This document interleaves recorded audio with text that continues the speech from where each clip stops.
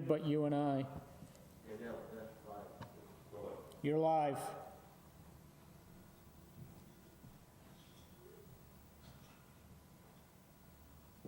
Not.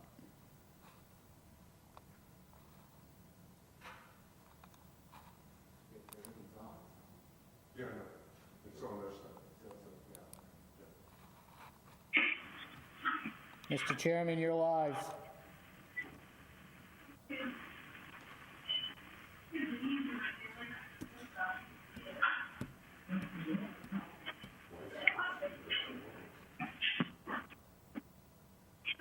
Mr. Chairman?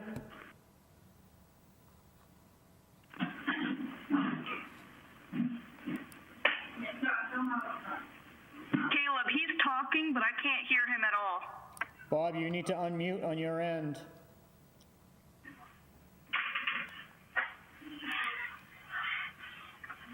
Bob, are you with us?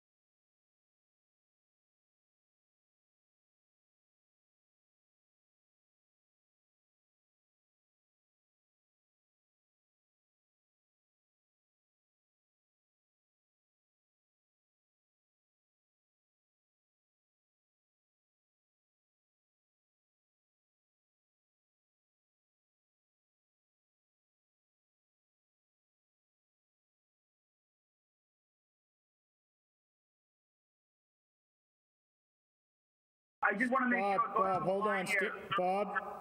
Bob, hold Yes, on. sir. You're live. Go ahead. Yeah, thank you. So I just want to make sure before I even begin, I have a lot to read this evening. I'm supposed to make sure that we can all hear each other as we just fixed. So, Caleb, I trust that you can hear me and see me. Yes, you're good. All right. I see Amanda Gage, IT, Easton Clayton, Town Hall presenter. Hi, Caitlin. Can you hear me and see me? I can hear and see you. All right, thank you. Okay, who else we have? Mr. Jones. Hi, Peter. How are you, sir? Good, how you doing? Good, thank you.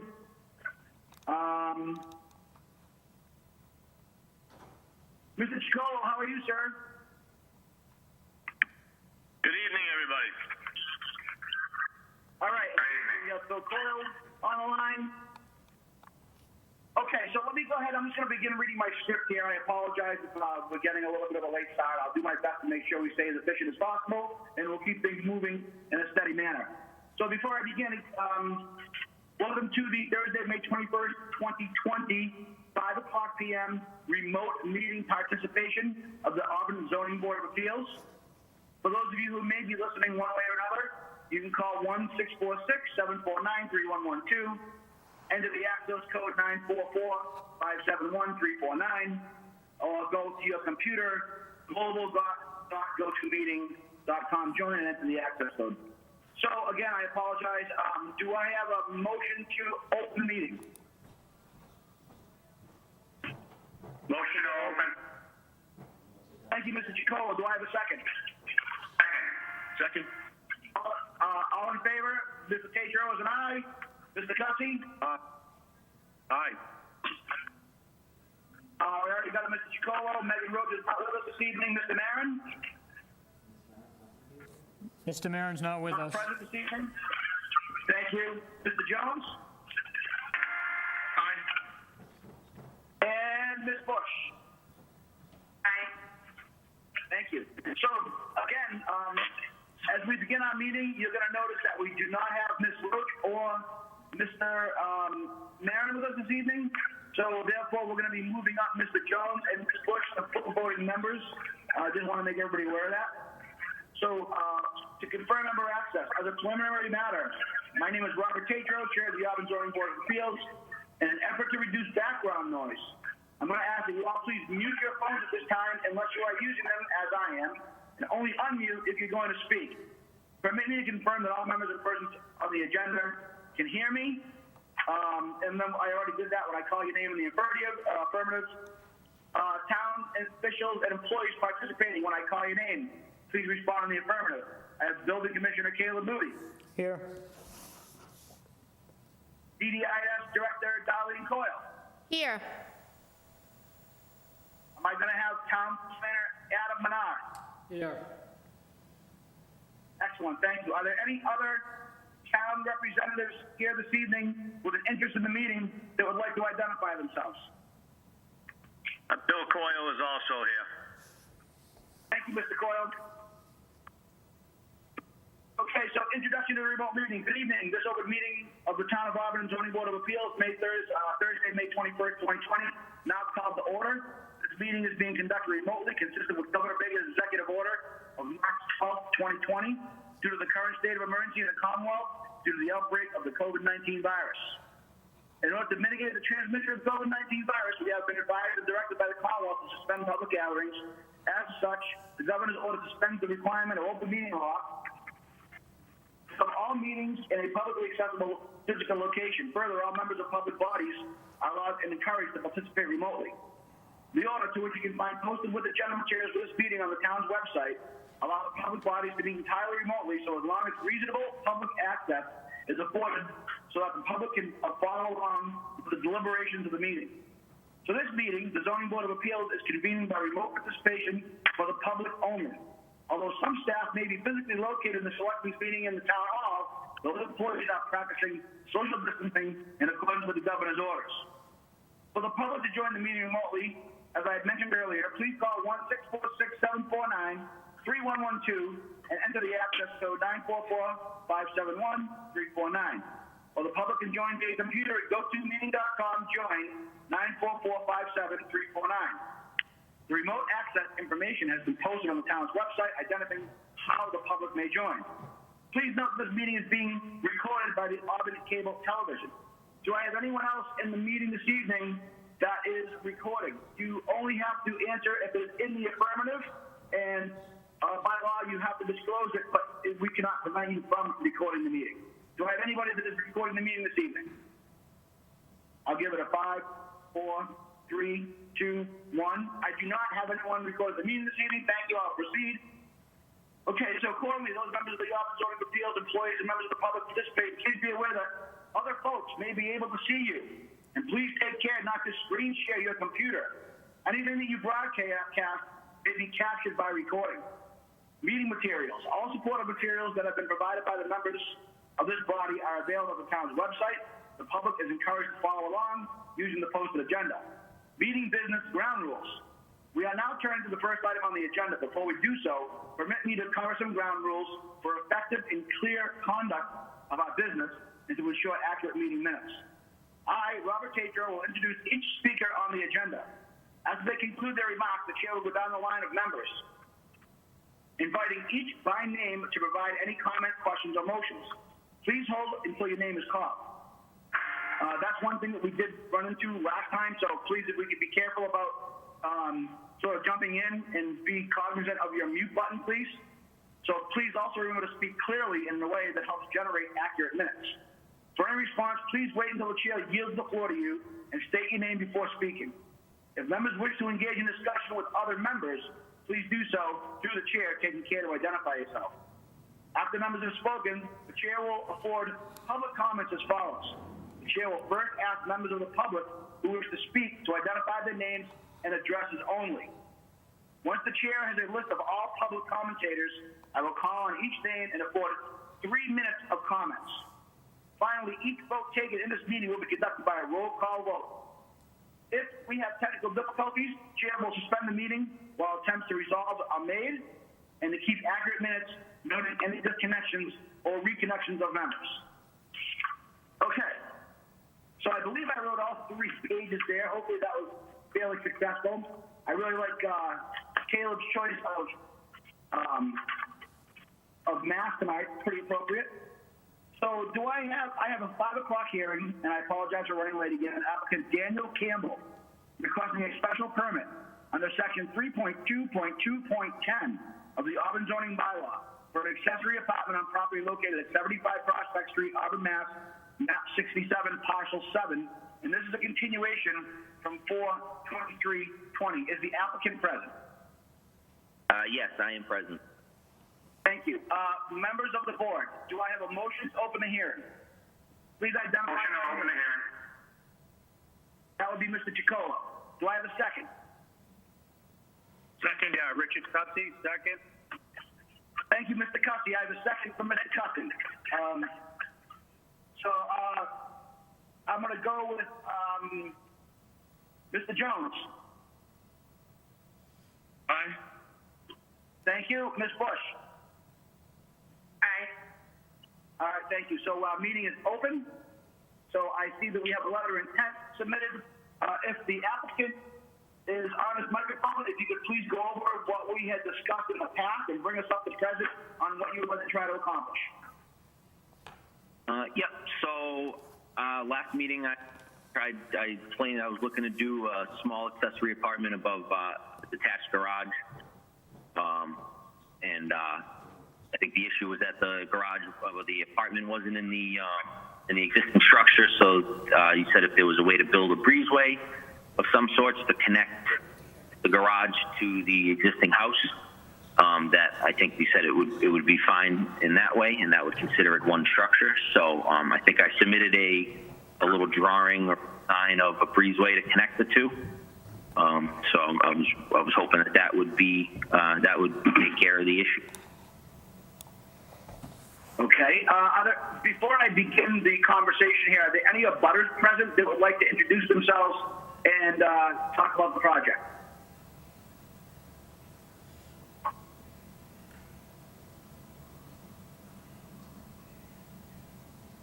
I actually did hear a little bit of background noise. I'm just going to be careful. One more time, is there any abutters present that would like to speak on this project?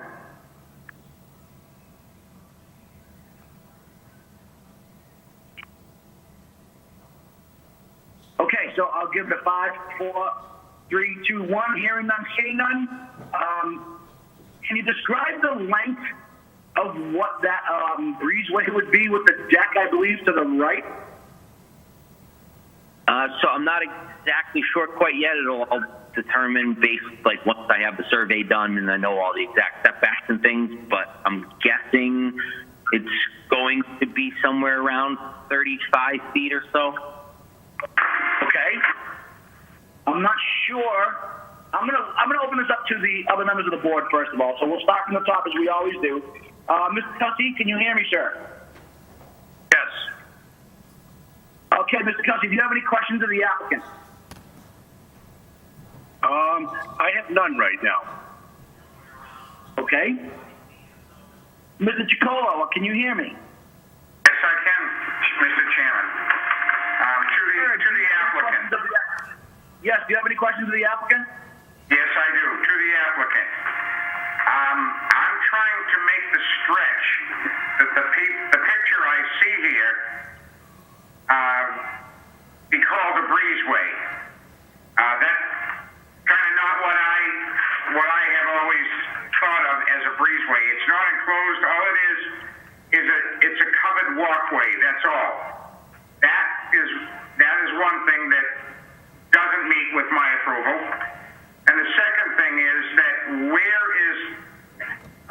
please tell me where the second means of egress from this apartment is going to be. So for the second part, the second means of egress is there would be a staircase out of the back of the garage from the second level to come down. So for a set of stairs inside the garage to lead up to the apartment or out, and then a second exterior set of stairs to leave the apartment would be the second egress. And then, I'm sorry? Go ahead. And then as far as the breezeway, I mean, I'm not really sure what qualifies the breezeway or not. I mean, I can certainly close the breezeway in or enclose it. Whatever I need to do, I can probably make work. So if I need to enclose it at all, I can. That is indeed what I have always thought of a breezeway would be closed with a knee wall and windows and enclosed. Now the second means of egress is, okay, does that go right directly to the outside, the one you just described? Yes. So as soon as you were to leave the apartment, that would bring you directly outside, and the actual staircase would be on the exterior, on the back side. Okay, and what I'm looking for when I use the term breeze is more of a permanent structure than what I'm seeing here. Excuse me. He wants to put a garage. He didn't want to attach it to his house, but there's I lost them for some reason. You know, a breezeway in my personal definition is an attachment between a garage and a house. I don't see it. What I see is it attached to a deck. Yeah, so the image of the picture, I have a deck at the corner of my house right there. So, I mean, I can attach it to, my deck is attached permanently to my house and everything. So I was going to just attach it to that corner of the deck. But if I need to go a little bit further to actually tie it to I'm looking for a semi-permanent structure that's attached to your garage and attached to your house. Yeah, no, I mean... I'm sorry, can I interject for 1 minute? So, Yep. Mr. Chicolo, so I think I'm in agreement with you, but in the interest of expediting keeping the meeting on schedule, I want to defer that to the commissioner to determine what we consider to be an appropriate breezeway versus walkway versus et cetera. Can we do that for a minute and then come back to it? voted on it and approved it and put a condition on it then. As it sits now, I would not be in favor of approving it. So that kind of puts us in a little bit of a situation. If he can attach it on both ends, then we could put it as a condition. Through the chair, Larry, I think he was just looking for an opinion from the building commissioner, not condition. Very good. So through, Okay. Go right ahead then. What I want to do is I want to set that. I want to set that thought aside for 1 minute with the intention of bringing it to be the focus. But I want to speak to the other two members that are participating right now, and then we're going to have Caleb go ahead and just give the entire group the definition of what would be considered a breezeway. So, Mr. Jones, do you have anything other than the breezeway concern that you would like to speak with the applicant about? Yes, thank you. I just want to know what language we're looking at when we're taking a look at this breezeway. And the language in 9.3.12 is substantially contained within structure of a single-family dwelling, and that's the part. That specific language is what's tripping us up here. Right. We are actually under 3.2.2.10.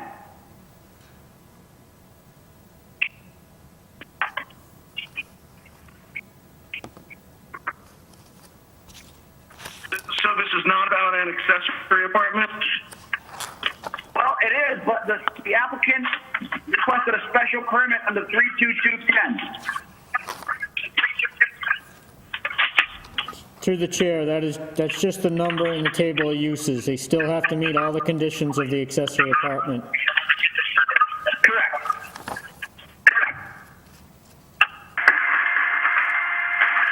Okay, so, Ms. Bush, do you have any specific questions other than regarding the definition of what we consider a breezeway for the applicant?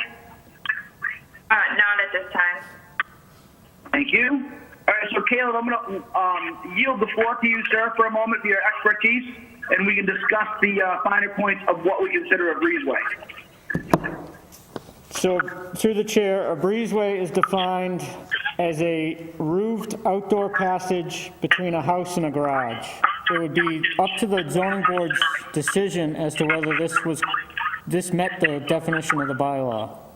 That's up to the board, and the board would need to vote on that, whether it meets the definition in the bylaw.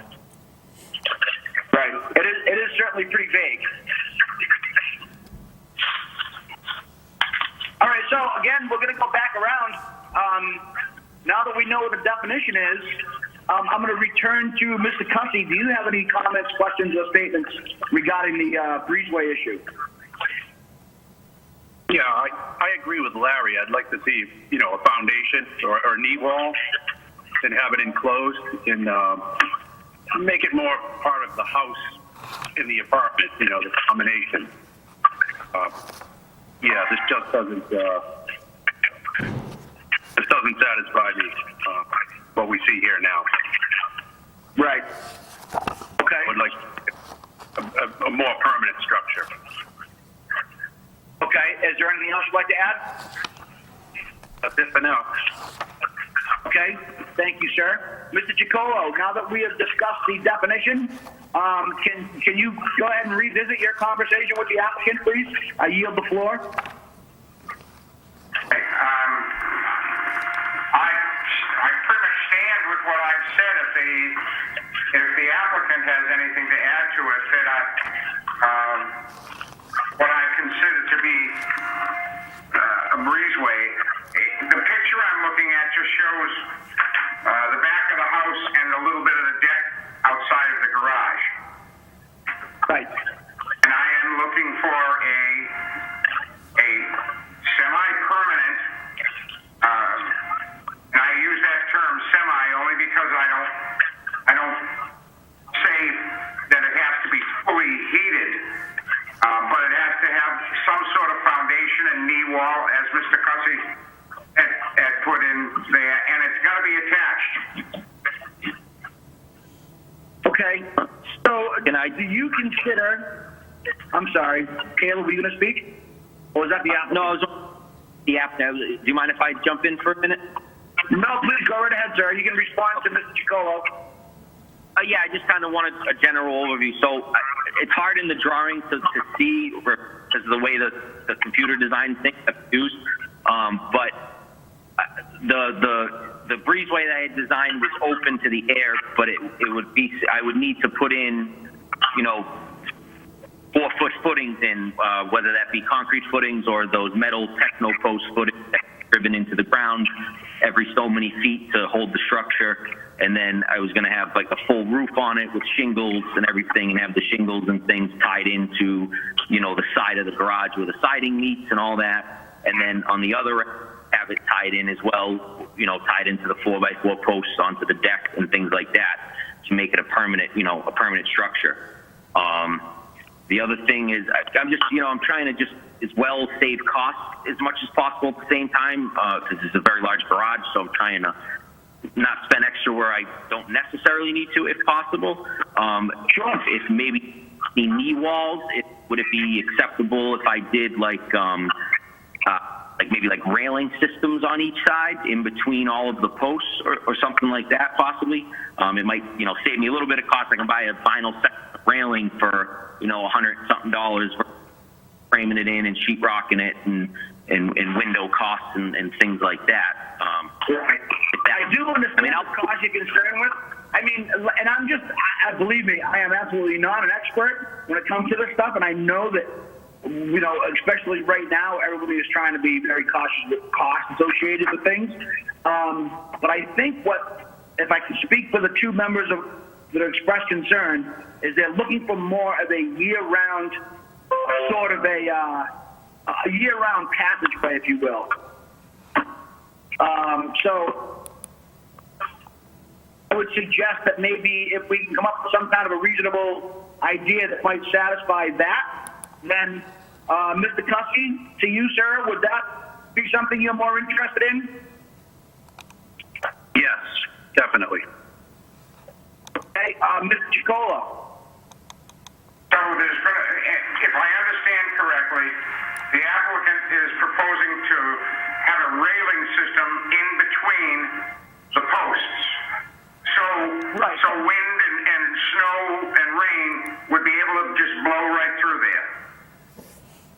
Right. So my comment was, before we began this section, was that I thought the two applicants the two members that expressed the most concern would prefer to see a year-round type of structure, a weatherproof structure. Is that correct? That is correct. Because I do believe that in general here, as far as what any one of us may know or think of as a breezeway, we all probably think of the house and a 10-foot breezeway attached to a two-car garage, a typical Garrison colonial with a two-car garage. Calling this a breezeway, we're really stretching to do that. I do see your point.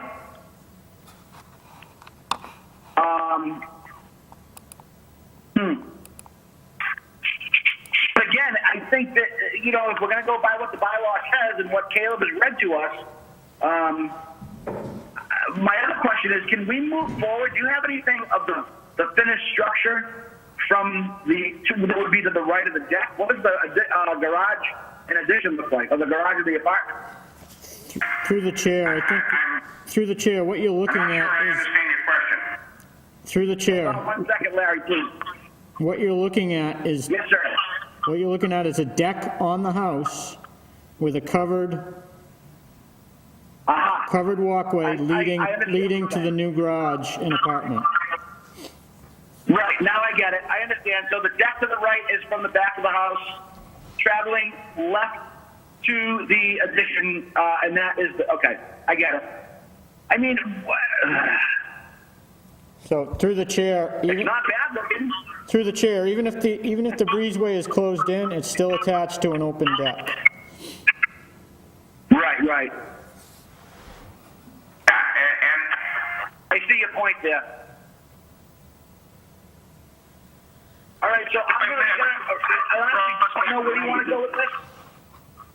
So what I'm gonna do is go around the horn one more time. Mr. Cussy, do you have any comments, questions, or concerns for the applicant at this time?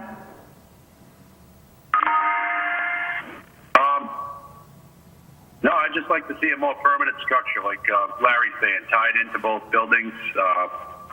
Because of the winter time passage is always will be. So that's what I'm looking for. Something more permanent. Okay. I'm going to move over to Mr. Chicolo. Sir, do you have any questions, comments, or concerns for the applicant? No, not, at this time, nothing further. Thank you. Mr. Jones?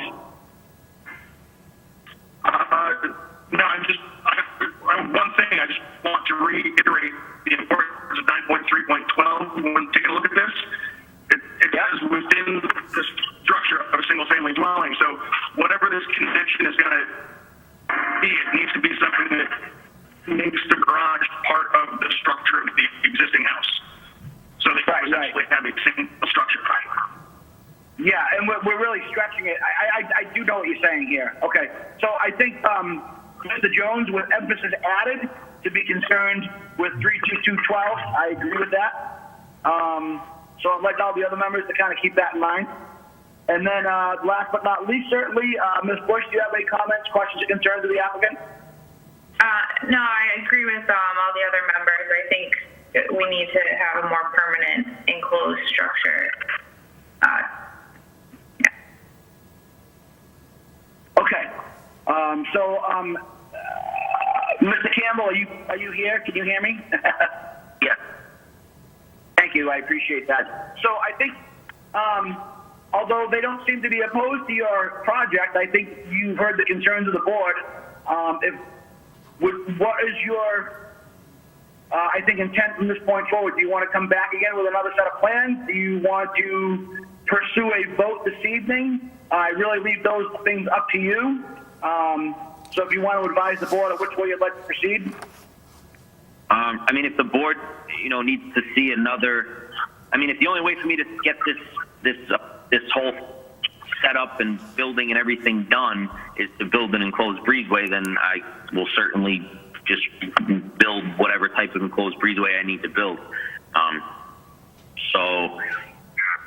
think I don't know if that. Gathering from the, I'm sorry, I didn't mean to interrupt, but I think what I'm gathering from information of the board is the deck is not really satisfactory, because even if you do enclose the breezeway, then the deck becomes an open passage from your house to the garage/apartment.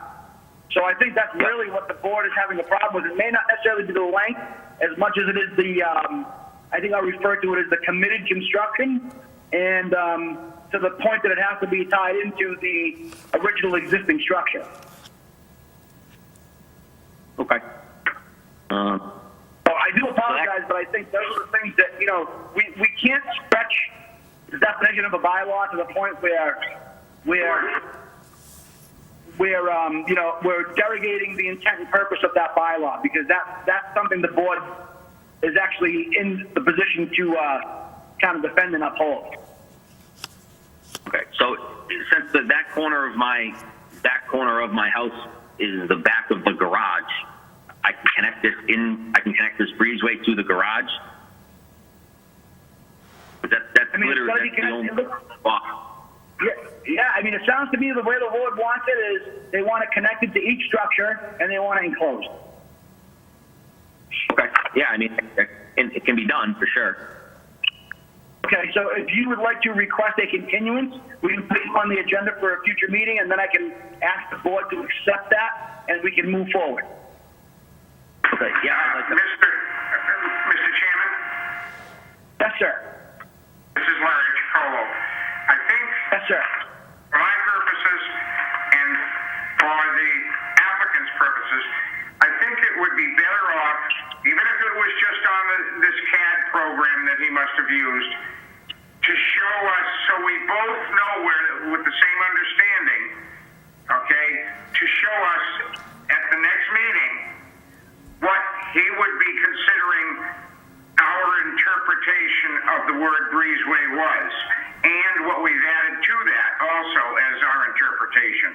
So to show us again another picture, which he wouldn't really be incurring any cost for that, that would take away any doubts that we might have as a board before we voted on it. Okay, so my question to you, for the purpose of the applicant's ears, would be like an aerial view better for you? So like if we saw the top of the garage, we saw the top of the breezeway, we saw the top of the existing home, sort of in the yard layout, I think that might help. What do you think about that? Sure, it might help. As long as going into what the applicant should bring us next, anything that he may have doubts of, or that he thinks we could, quote, pick on, we're not really picking on anything, but any doubts that we might have, whatever he brings us for a picture, would take away any of the doubts that we might have. Okay, I appreciate that input, Mr. Chicolo. Mr. Campbell, did you hear and understand Mr. Chicolo's comments? I did, yes. Okay, so could you officially request a continuance? Yeah, I'd like to request a continuance, please. Okay, so members of the board, we have a request for continuance from the applicant to the June meeting, whatever date that might be. Do I have a motion on the floor to accept the applicant's request for continuation? That would be June 18th. June 18th, thank you, Caleb, for the record. Yeah, this is Rich Cutsey. I'll make that motion. Thank you, I'll Mr. second. Cutsey. Do I have a second? Okay, Mr. All right, Chicolo, I'll second.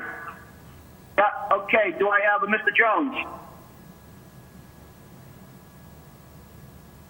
Support to accept the motion on the floor to continue the meeting until the June meeting. Yes. Okay, Mr. Jones is an affirmative. Ms. Bush? Yes. All right, and Ms. Bush is an affirmative, and myself, Robert Tate, the chair, is an affirmative. So, Mr. Campbell, we look forward to seeing you in June. I think you kind of have an idea. At least we're doing our best to work with you here. So hopefully you can answer some of the board's questions, and we'll see you next month. Okay, great. Thank you. Thank you so much. Have a good evening. Stay safe. You too. Yep, you too. Thank you. All right, I'm going to give Through the chair, like a minute. Not even really. Yes, sir. it looks like Mr. Marin did join us, so he should be available for the next Yes, you hearing. did. That is correct. So for just some administrative purposes, Mr. Marin was able to join us a little bit later. I was informed of that. So we are going to change the batting order up, if you will. And Ms. Bush will... Motion to close the hearing? Sure. Can you hold on 1 second? Through the chair, the hearing's been continued. It does not need to be closed. The hearing's been continued. It does not need to be closed. Okay. Thank you so much. Motion to censor Larry. Okay, so back to that. So what we're doing is, as far as administrative responsibilities are concerned, Vice Chair, Mr. Marin has joined us. Mr. Marin, can you confirm that you can hear and see us? Vice Chair, Mr. Marin, I can see and hear you. thank you. You have somebody or whoever it might be in the background. Turn on. You might. Muted. Unmuted. Sorry, Mr. Chairman, I didn't hear any of that. I just sounded like you had a lot of background noise. I wasn't sure if maybe you had a radio or something on in the back. My neighbor's cutting his lawn, but I'll throw the windows down. Well, Muted.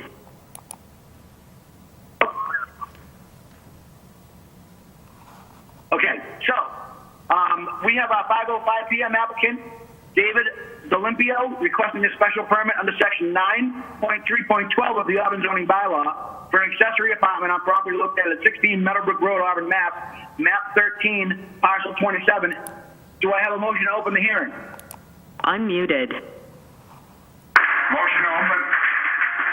Thank you, Mr. Chicolo. Makes a motion to open. Do I have a second?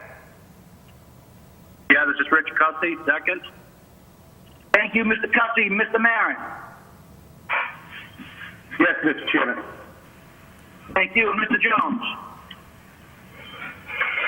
Yes. Thank you. And Ms. Bush, because you began the meeting with us, I'm not going to ask you if you were to be opening the meeting or the hearings, but I am going to ask you for your input because I value your input and I also value the experience that you will gain. So again, Mr. D'Olimpio, are you present, sir? Yes, sir. All right, so if you could go over what you're trying to accomplish based on the pictures you have in front of us, and then we'll open it up to either if you have any butters present or members of the board. Looking to put a 2-car garage with a 1-bedroom apartment, in-law apartment above it. And I know it doesn't show it in that picture, but it will be attached and fully enclosed. Okay. I'm going to go ahead then, since you seem to be done. I'm going to go ahead and start with Vice Chair, Mr. Marin. Do you have any questions of the applicant, sir? Mr. Chairman, I'd like a minute. Not at this time, Mr. Chairman. Okay, thank you. Mr. Cussy. Yeah, how many square feet is this apartment? Right now it's, I believe, we're going to draw it up at 30 feet by 28 feet. And there'll be stairs inside the garage to access through the garage, and then one at the connection going into the backyard. Okay, so the square footage comes up, you're allowed 700, I believe it comes up to like 848. Okay. Does that include like the stairway inside? Would you subtract that square footage? And like, I don't believe so. I went by the foundation side. Okay. I believe that's how that's generally how we go. I did have another picture. I don't know if you guys got it. I sent another drawing of what it would look like, the garage and the apartment, with the connection. Is that something that can get popped up for us? I think we might have that. Only 2 things. Yeah, it should be in there. I think I sent it PDF too as well.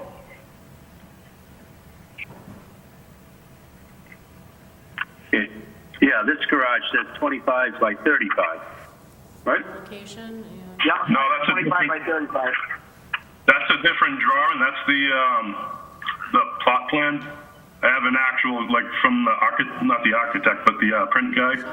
He sent me just a simple sketch of what the garage level looked like from a top view. 16 Meadowbrook. And Yeah, the I see you got, it looks like 30 by 28 there. Yeah, yes. Right.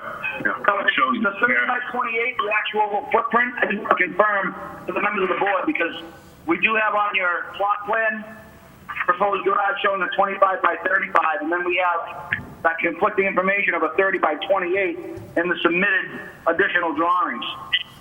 Well, when I originally did it, I didn't know it had to be attached. So I was going with that size originally, but then I found out it had to be attached, so we kind of shrunk it a little bit. I mean, honestly, I see where the staircase is and how it's going to be going into the upstairs, and you're talking, it's 148 square feet. That's, again, I'm going to let it up to the members of the board to discuss further, but I just wanted to clarify that we know that it is the smaller of the 2 footprints that are going to be referred to in the overall plans. So I'm sorry, Mr. Cussy, back to you, sir. Okay, and then one other question I had is just the parking spaces. You'll have 2 for your primary home, and you'll have 1 for your apartment? No, there'll be 2 for the apartment as well. Okay. All right, that's all I have for right now. Thank you, sir. Mr. Chicolo. Thank you, Mr. Chairman. The setback that you're looking at here, where you said there would be 2 parking spaces, that's a 10-foot setback?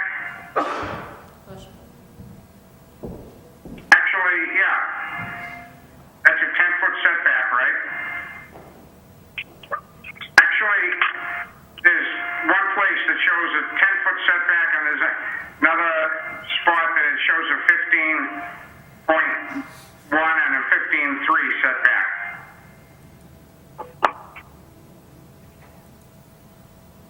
Is that to me? I'm sorry. To the applicant. To the applicant, yes, through the chair to the applicant. Okay. Yeah, originally that was the original plan, but it's probably going to be, setback's probably going to end up being even more than that. Because we're going to shift it over to attach it to the house. Okay, and that's where you said you were going to make the attachment. What is that attachment going to be? It's going to be a fully enclosed. It'll probably have, the foundation will probably tie into my house, and then it'll get built off of that. And then the roof lines will connect, or roof line and wall, whatever it ends up being. But it's going to be, I mean, fully enclosed, fully attached. It's not coming down. With a footing and a foundation? Yeah, it'll probably, we'll just run the foundation right to the existing on my house. Okay, in other words, so you're going to bear in mind the frost line with a 4-foot one, right? Oh yeah. Okay. I actually got a hill to dig into, so it's almost going to be like the garage itself is going to almost be like a full foundation, and then the apartment will be built on top of that. Right, and I'm sure you heard the previous discussion, so you had the benefit of hearing that. Yes. All right, no further questions at this time? Thank you, Mr. Jones. Do you have anything you'd like to speak to the applicant about? I have no questions. Thank you, Ms. Bush. I don't have any questions right now. Thank you. And I'm just going to go back to the Vice Chair, Mr. Marin. Do you have anything you'd like to add now? Thank you, Mr. Chairman. Appreciate it. And so, to the applicant. So as it stands now, requesting for an accessory apartment, your square footage proposed exceeds our bylaws maximum square footage. And so what we would need to do if the board approved was to offer relief for that existing square footage. So my direct question is there a way that you can construct this to meet within the bylaw square footage?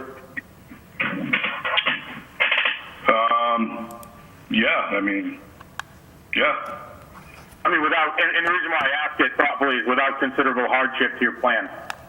So, do the stairs take away from the square footage of the apartment?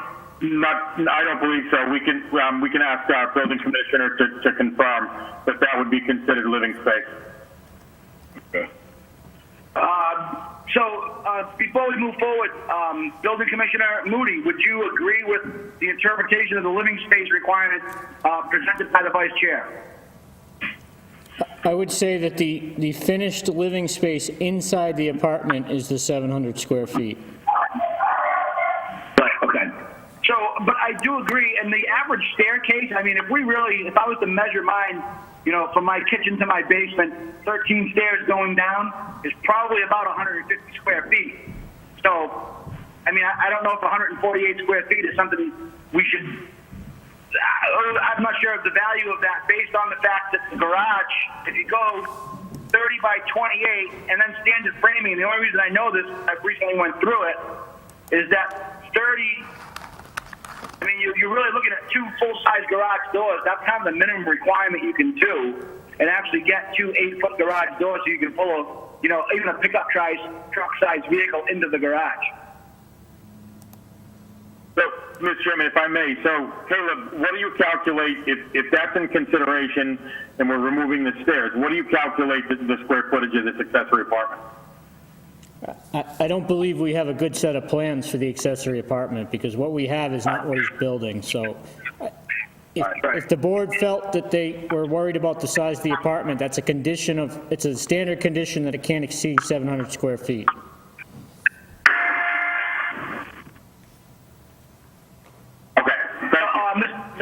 Okay, that's what I was wondering if you were with us still. Okay.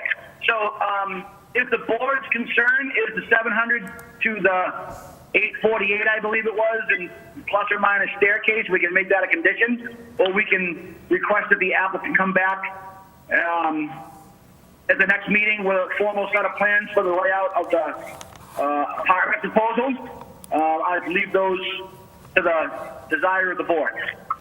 Mr. Chairman, if I can just add one final point to my piece, and you can move on, and I won't speak to the other board members or what their appetite is, but for me, I need a better set of plans to see exactly what we're looking at, but I'll use the caveat that I am comfortable in what the building commissioner noted, that from a standard conditioning perspective, I think we can cover that if we move forward.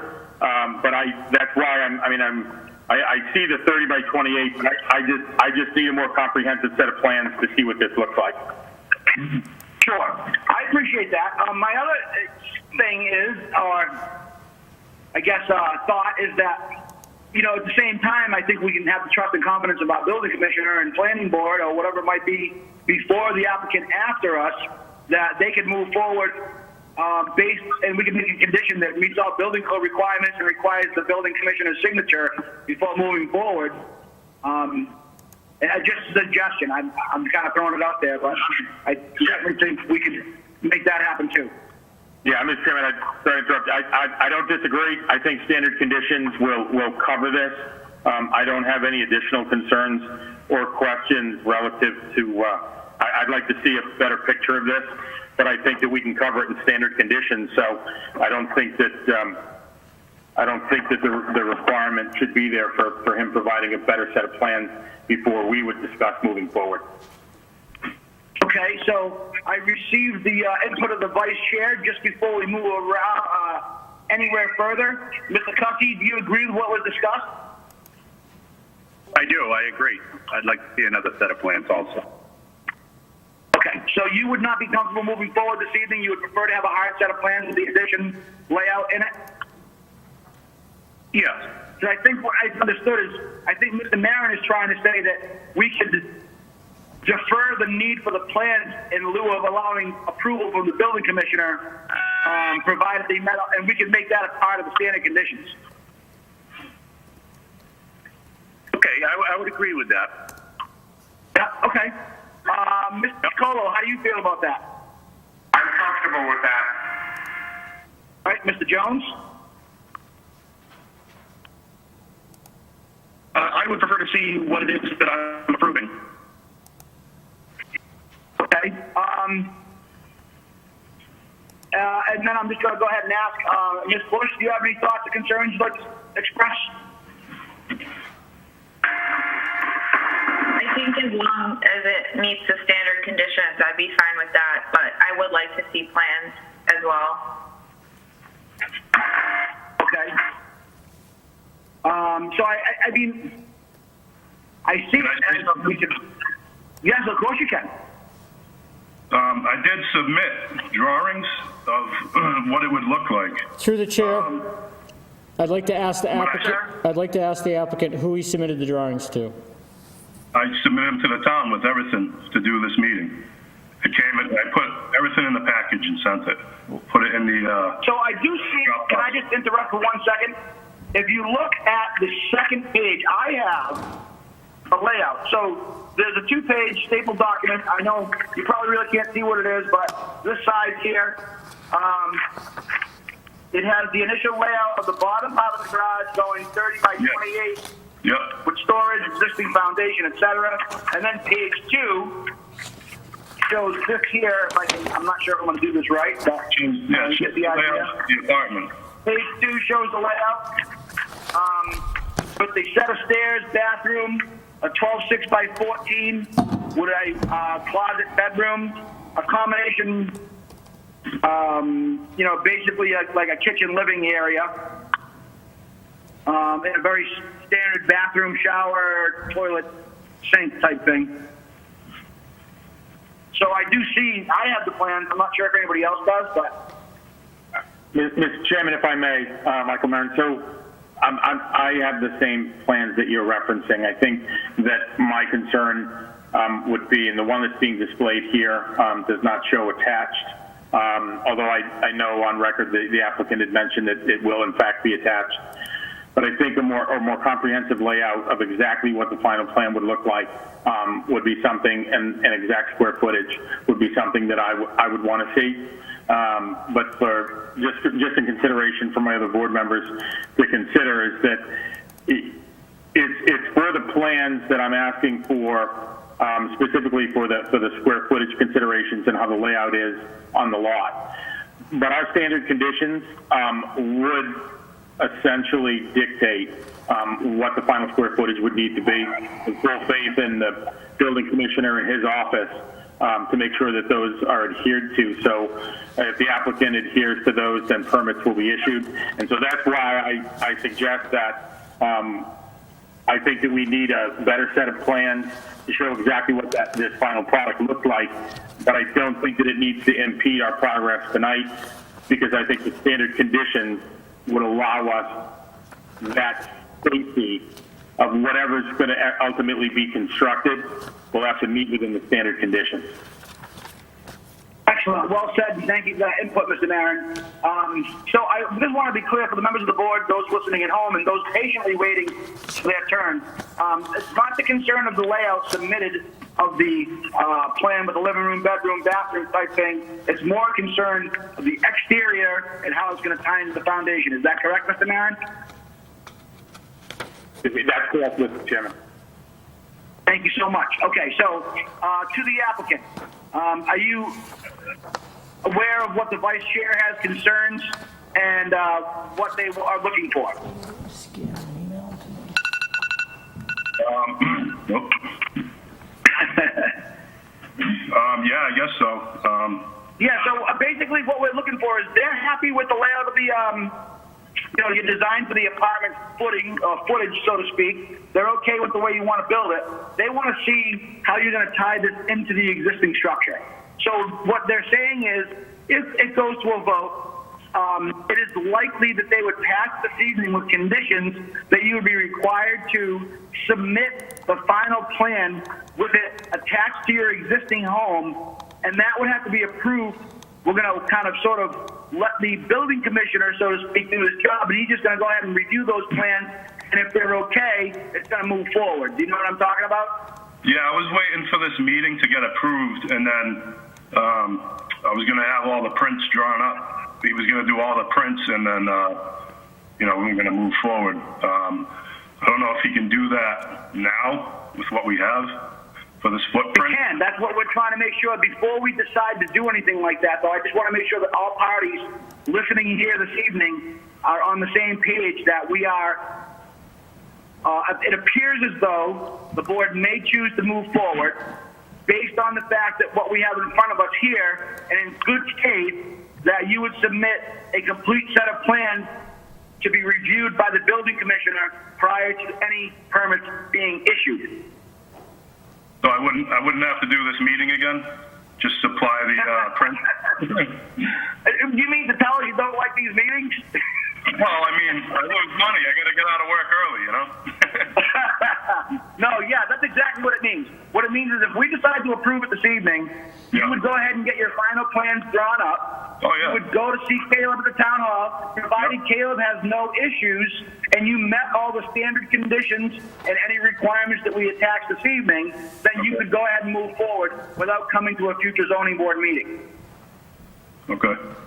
All right, so after this, I can go ahead and tell them to do prints, and as soon as I get them, I can bring them down, or I don't know if you guys are even going to be open. I don't know. You have a drop. So they'll make arrangements. You can reach out through the other standard contact terminals, whether it be phone call, email, et cetera, and they'll certainly reach out to you. The town hall is very good at adapting quickly to the current concerns. So they've already demonstrated their ability to be very flexible. Sorry. Does he have a number, direct number I could call him at? I could reach him at? They can arrange that after the hearing or after the meeting. You can set up, with Caleb. And so in the interest of keeping this meeting moving forward and the applicants we have waiting, you can kind of exchange all the information afterwards. Okay. So, Mr. Chairman, if I may, just for clarity, I think what's before the board is if we chose to move forward, we could condition that plans are required. If there are board members that feel in contrast to that they want a requirement of those plans before they vote, I won't speak to any of them. I know Mr. Jones had mentioned he certainly wants to see plans. But I think the hint gate is that the risk is low for us, just my opinion. The risk is low for us based on we can condition the fact that this applicant would be required to submit a more substantial set of plans and that they would have to meet standard conditions based on size requirements. And so I think the risk is low for us to move forward, but I do think that those would be the two choices for the board, is either we move forward or we require plans before we move forward. Correct. And again, I appreciate your consistent help with helping me clarify things, because sometimes it's not always easy. So I want to refer to Mr. Jones. Mr. Jones, giving all this enlightening conversation we've just recently had, has your opinion changed at all? Or even if you were to go to the town hall and review the plans or have them emailed to you, would that be something that would satisfy your requirements?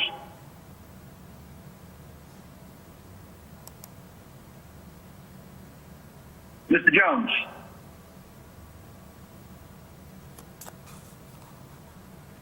All right, are we experiencing technical? Oh, I'm sorry. Hang on 1 second, sir. You're kind of coming in broken up. Could you start over?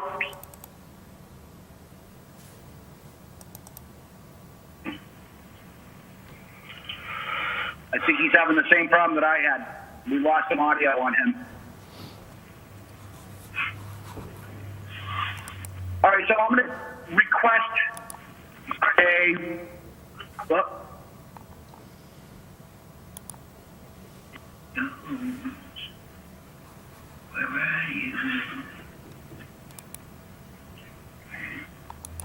all right, so my screen shows Mr. Jones as being muted. Being what? Okay, now it shows him as being unmuted. Mr. Jones, can you hear me? I can talk. It's just I can hear you. I missed a big chunk of what you were saying before you put me to speak, so I have no idea what I'm being asked to respond to. Okay, so Mr. Marin and I had a couple of minutes clarifying what we were going to actually move forward with, and Mr. Marin did a great job of boiling it down basically to two things. You and Ms. Bush expressed concerns they wanted to see finished plans. Mr. Marin is of the opinion that we are experiencing a very low risk of issue with this. Granted that if we give Caleb the authority to just move forward, examine the finished submitted plans in the interest of expediting this process. Through the chair, I do have the submitted plans up on the screen now. So we're not talking, I think we have those submitted plans up on the screen. Those are for the layout of the apartment. What we're, I think, addressing now is whether we can move forward with just allowing them so you can see the tie-in to the existing foundation and sort of be our eyes on scene in the current situation of remote meetings. Understood. Again, Mr. Jones, going back to that, do you know where I'm at? Yes, take a look.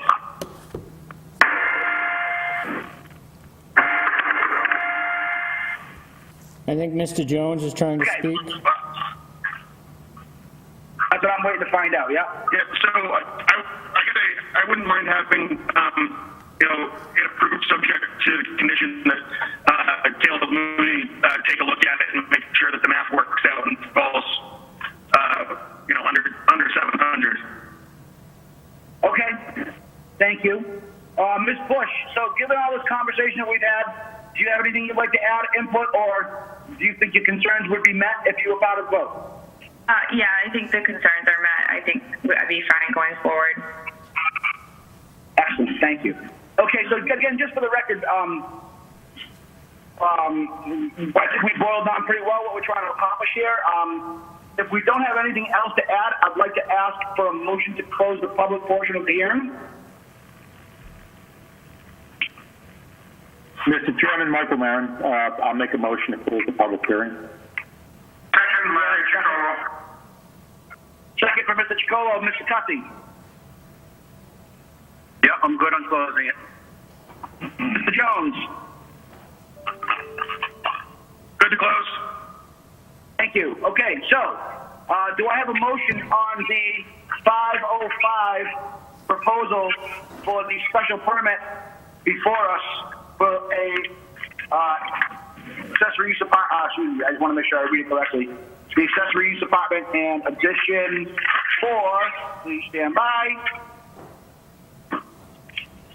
Okay.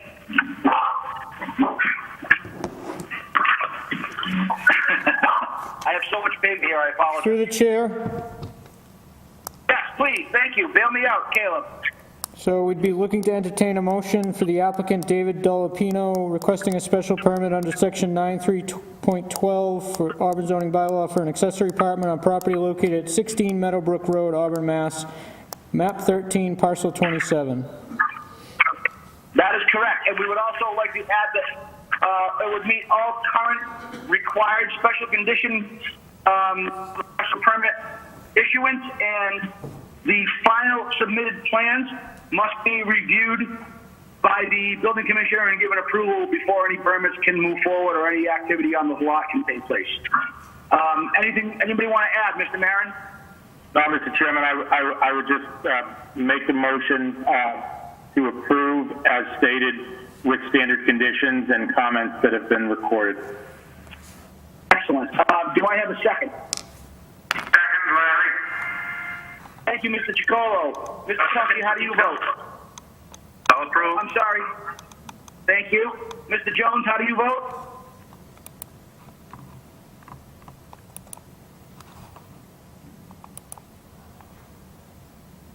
Mr. Jones, you're muted.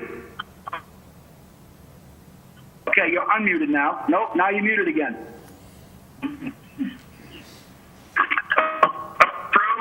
Approve. Okay, I got you now. Keep that on for a minute. Thank you. Okay, so Mr. Jones approves. Robert Tatro, Chair, approves. So to the applicant, I'm sure you can get together with Caleb. They'll make final arrangements. You can exchange points of contact. And when you're prepared with your final submitted plans, you can make arrangements to either drop them off or meet in accordance with the governor's guidelines. Okay. All right, thank you, sir. Have a great evening.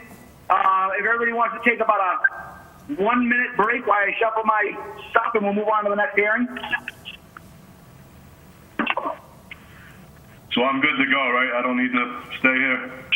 Yes, sir. You're all set. You can disconnect, and thank you very much for your time. We appreciate your patience. Okay. Thank you all. G-Crest, out. Okay, so it seems like we've quieted down pretty quick.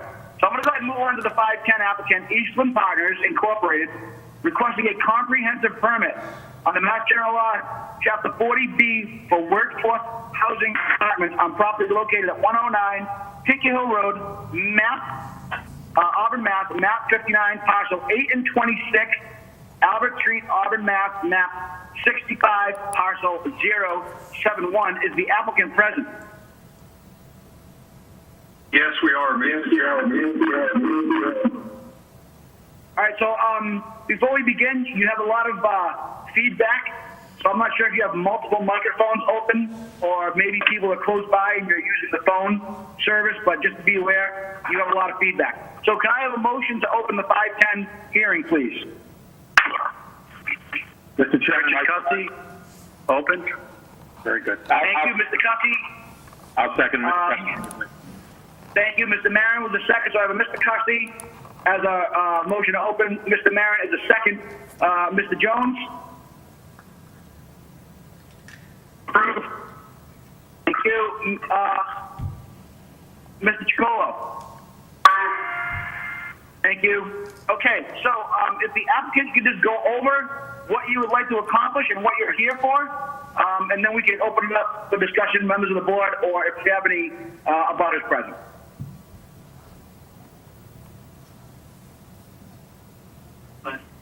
Good evening, Mr. Chairman, members of the board. My name's Logan Huffman with Eastland Partners. Am I coming through okay? Yes, sir, you are. I want to thank you for the opportunity tonight to present our proposal for the reserve, a 324-unit workforce rental housing community with amenities located at Blaker and Albert Street under the local initiative program, become a local initiative project along with the town of Auburn. My goal tonight, or I would say following your lead, is I'd first like to, briefly explain who we are, Eastland Partners Inc. Then I'd like to move on to kind of the history of us to this point, and then from there turn over to my associate Clay Williams, talk about the work that was done from a municipal impact kind of point of view for the community, so we could understand what a development like this means for the community. And then from there, I would turn it over to our engineer, Stephen O'Connell, with Furniture Engineering. So we're happy to go into as much detail as you like, or as little, taking into account folks' time. So as I say, I'll just kind of follow your lead, Mr. Chairman. Okay, if you could just hold for 1 second, please. Caleb. So I had a lot of correspondence and I read quite a few things today, and I think in the interest of all parties concerned, if you could be very clear as to what the board is actually acting on this evening, please. So the applicant is applying for a 40B housing project. It's going to go out to peer review, so the applicant should be able to make his presentation today if he'd like, and then the board would need to vote on choosing a peer review consultant. Right. So the only thing we are voting on this evening, if I want to make sure I'm correct and I read everything, is the only thing the board is voting on technically this evening is the peer review. Am I correct in saying that? Yes. All right. So members of the board, before we get into a long sort of winded discussion, I know that we all have our individual opinions of 40B housing and where it belongs and where it doesn't belong, and we don't really have a choice on those matters. I just want to be clear that we are voting on who is going to provide us the most comprehensive peer review to these particular set of plans that are going to be briefly presented to us this evening. Is everyone clear on that? Yes. Mr. Marion? Yes. Okay. Mr. Cuffey says yes.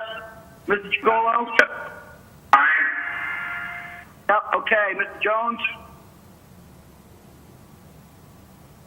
Yes.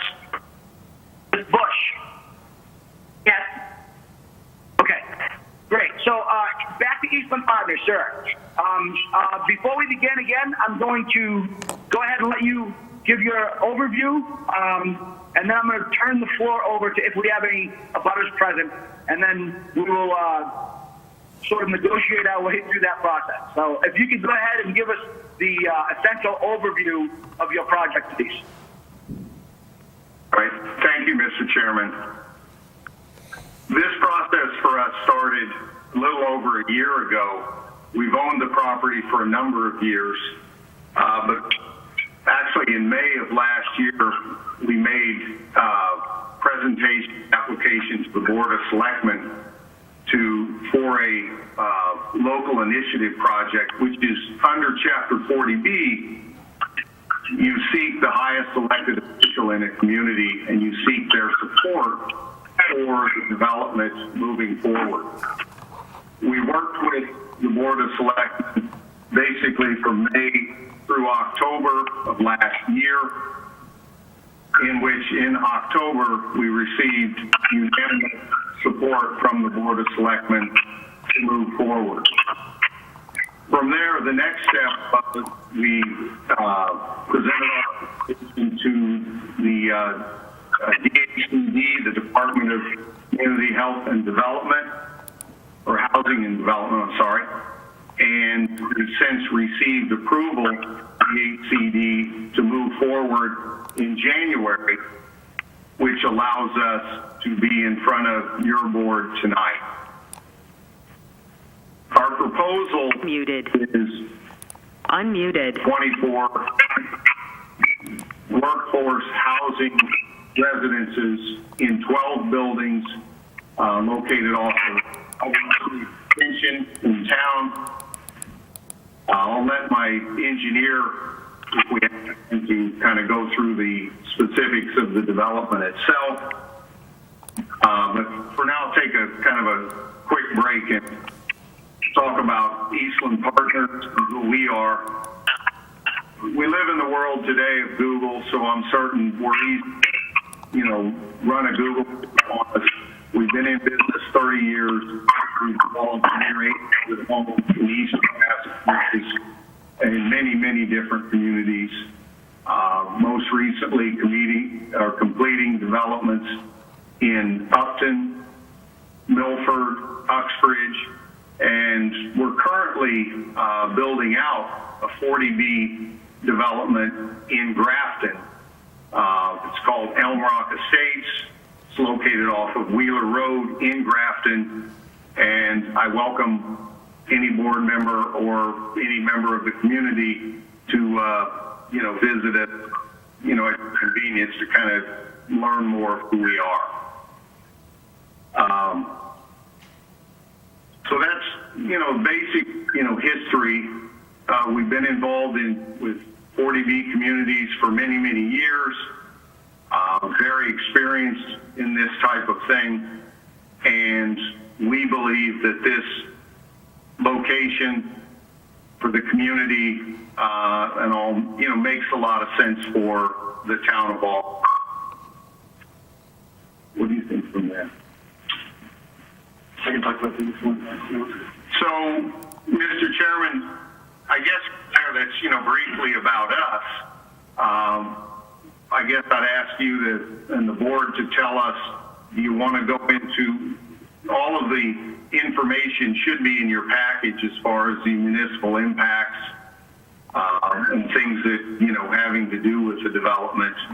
And we can go into that at your convenience if you like, or we can come to the description of the development itself. So, just to be clear, all of your projects really have been approved. There's not something that we can we're not really changing anything or doing anything differently. What I am looking for right now, is really if you could just have your site engineer specifically tell the board members what we are seeking to have a peer review on. That is really what we are essentially here for this evening. Okay. So if you allow me, Mr. Chairman, to turn this over then to Steve O'Connell with Turning Point Engineering, and he can describe the development better. Thank you. Thank you, Mr. Chairman, members of the board.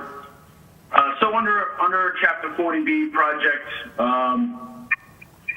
as with many projects, they typically go on peer review topics typically include stormwater, site development, standard procedures about excessive cuts or fills, grades of sewer and water utility connections. And although the plans aren't often engineered to a point where they could be used for construction, they are engineered to an extent to allow you consultants to provide feedback to the zoning board that the project is feasible. It could be built.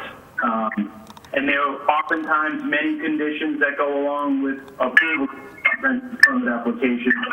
And depending on the extent of the engineering plan provided, usually dictates the extent of the conditions. We did in 40 projects that had extensive conditions that required much more detailed engineering, and some that have essentially been ready for construction upon approval. These plans are in between, leaning closer to the side towards constructability.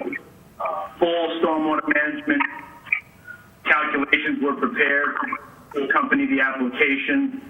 Substantial provided on the plans with regard to grading, stormwater, sewer, water supply, earthwork, some lighting and landscape. As you would see in your packets, there was detailed architectural plans provided to give you an illustration and feel for what the architecture and living spaces will look like and how they'll situate themselves on the land. So that is a brief overview of typically take for peer review. So more specifically, perhaps, peer review consultant would review our stormwater calculations. They would review the site design aspects of the plans submitted, and they would provide comments for everything that is shown on the plans. It could certainly be their comments about landscaping, could be comments about turning movements and aisles and grading on the site. And then, of course, with the project of this size, we would certainly expect some sort of review about the traffic that would be generated from this project. We have a traffic consultant as part of our team, and we're prepared to provide traffic generation, level of service, analysis, and all of the typical topics covered in the traffic report. Now, your typical review consultant for ACE Engineering, there's a majority of the review count does not do traffic reviews. They usually would subcontract that aspect of the review out. However, they are more than capable of doing all other aspects of the review of the project, in my opinion. And what makes me feel comfortable with Graves is that they're very familiar with the site and familiar with the area. They've reviewed the subdivision currently being constructed off Blaker Street and to integrate. So I think that's important. So I hope that helps you understand. It does, absolutely. Thank you. So I'm going to take the step to open it up. Do we have any abutters here present in the meeting this evening that would like to speak on this particular? Oh, I'm sorry. Can you hear me? Did you hear me throw that, Caleb? I just know it's all. All right. So do we have any abutters present that would like to speak on this matter? If so, yes. Unmute your microphone and identify yourself, please. Okay, ma'am. Can you identify yourself? Hello. Yes, this is Eileen Lassard at 11 Blaker Street in Auburn. And I've been very interested in this project from its beginning, since it's going to impact my property a lot. And there were concerns that were raised that I didn't realize had been resolved, such as the number of parking spaces, number of moderate income housing, and also there's proposal now to have additional duplexes for senior housing that have been, well, there's right now in the process of being approved. It hasn't been approved yet. And as well as access to it and from it, as far as entry roads and access roads. At what point am I going to be able to see plans, physical plans, as to how those have been addressed? Well, the plans are on the screen right now, the entire layout. Yeah, I'm gonna yield the floor to the applicant, and if they have clearly understood your questions, if they could speak to me through the chair and address those concerns, I'd like to see if we can kind of just clear some of these up. That'd be great. Thank you. And then I'll have the next applicant speak. The next abutter speak. Okay. Thank you. I'm happy to address Mrs. Lassard's concerns. She wasn't overly specific, but it sounds like that if she had a set of plans to review, some of her concerns may be addressed, and there may be some outstanding, which we'll be happy to address, anytime in the future. We're happy to provide her a set of plans, if it's convenient. I don't know if they'll be available on the website, for downloading. Sounds like if she had a set of plans, it'd be very helpful to her. Through the chair, Yes, sir. the plans are posted on the Auburn website on the Zoning Board of Appeals page for anybody to view. Thank you very much. I'm sorry, ma'am. I didn't get your name. Could you state your name again, please, ma'am? Sure, it's Eileen Lassard, 11 Blaker Street, but I didn't realize the Thank you, plans Eileen. had been approved and signed off on. Yeah. So all we're doing here this evening, this isn't an approval of the project or a denial of the project. This is merely the zoning board determining which firm will do a peer review on these plans. We have no impact on this project this evening, going forward, stopping, delaying, anything like that. These 40B, you basically have no control over. For all intents and purposes of board members, we can do negotiating, we can speak with the owners of the property, and most of them are very sort of forthright and helpful. But, we're very limited to what we can do with 40B projects until we reach our state required threshold. Through the chair, if I may. Yes, sir. So the zoning board does have control over the project and does have the ability to condition the project. And we'll need You're right. I apologize. we'll need to approve it at some point or deny it. Okay, but we're not doing that this evening, though. That's up to the board whether they continue the hearing and pick a peer reviewer or whether they wanted to approve it without a peer review. But my recommendation would be to pick a peer reviewer tonight. Correct, I agree. Okay, so let's be clear then. I want to make sure, because at first I thought we were only, I had asked you earlier if we were only picking a peer review. So we are picking a peer review and then moving this project forward this evening if all goes according to what is expected?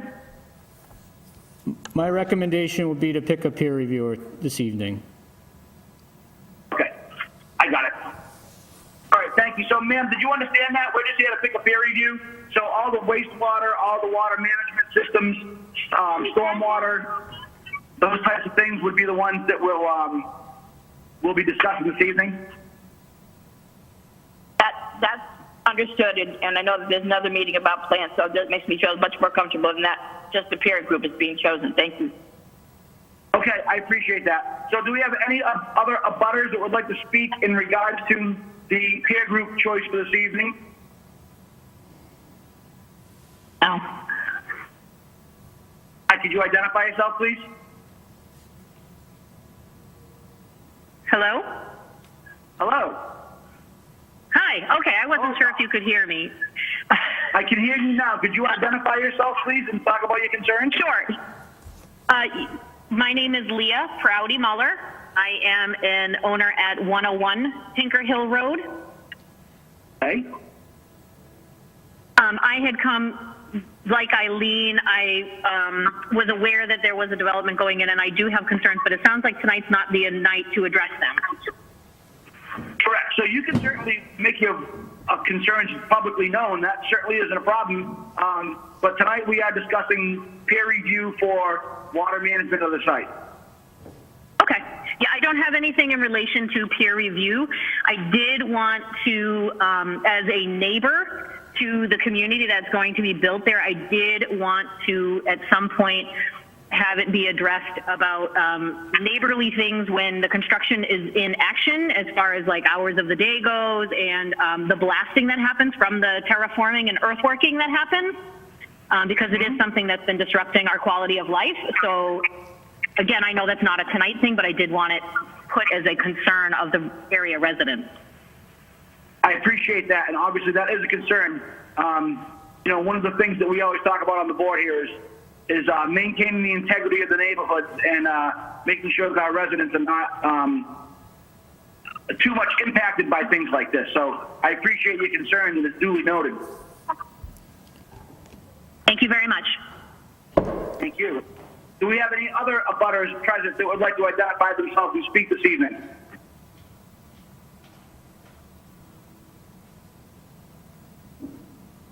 Five, four. Hello? I thought I heard a little background. All right, again, 5, 4, 3, 2. Hello? 1. Do I have any other abutters that would like to speak this evening, please? I hear someone trying to come through, but I can't tell what it is. Is anybody else hearing that broken up voice in the background, or is it just me?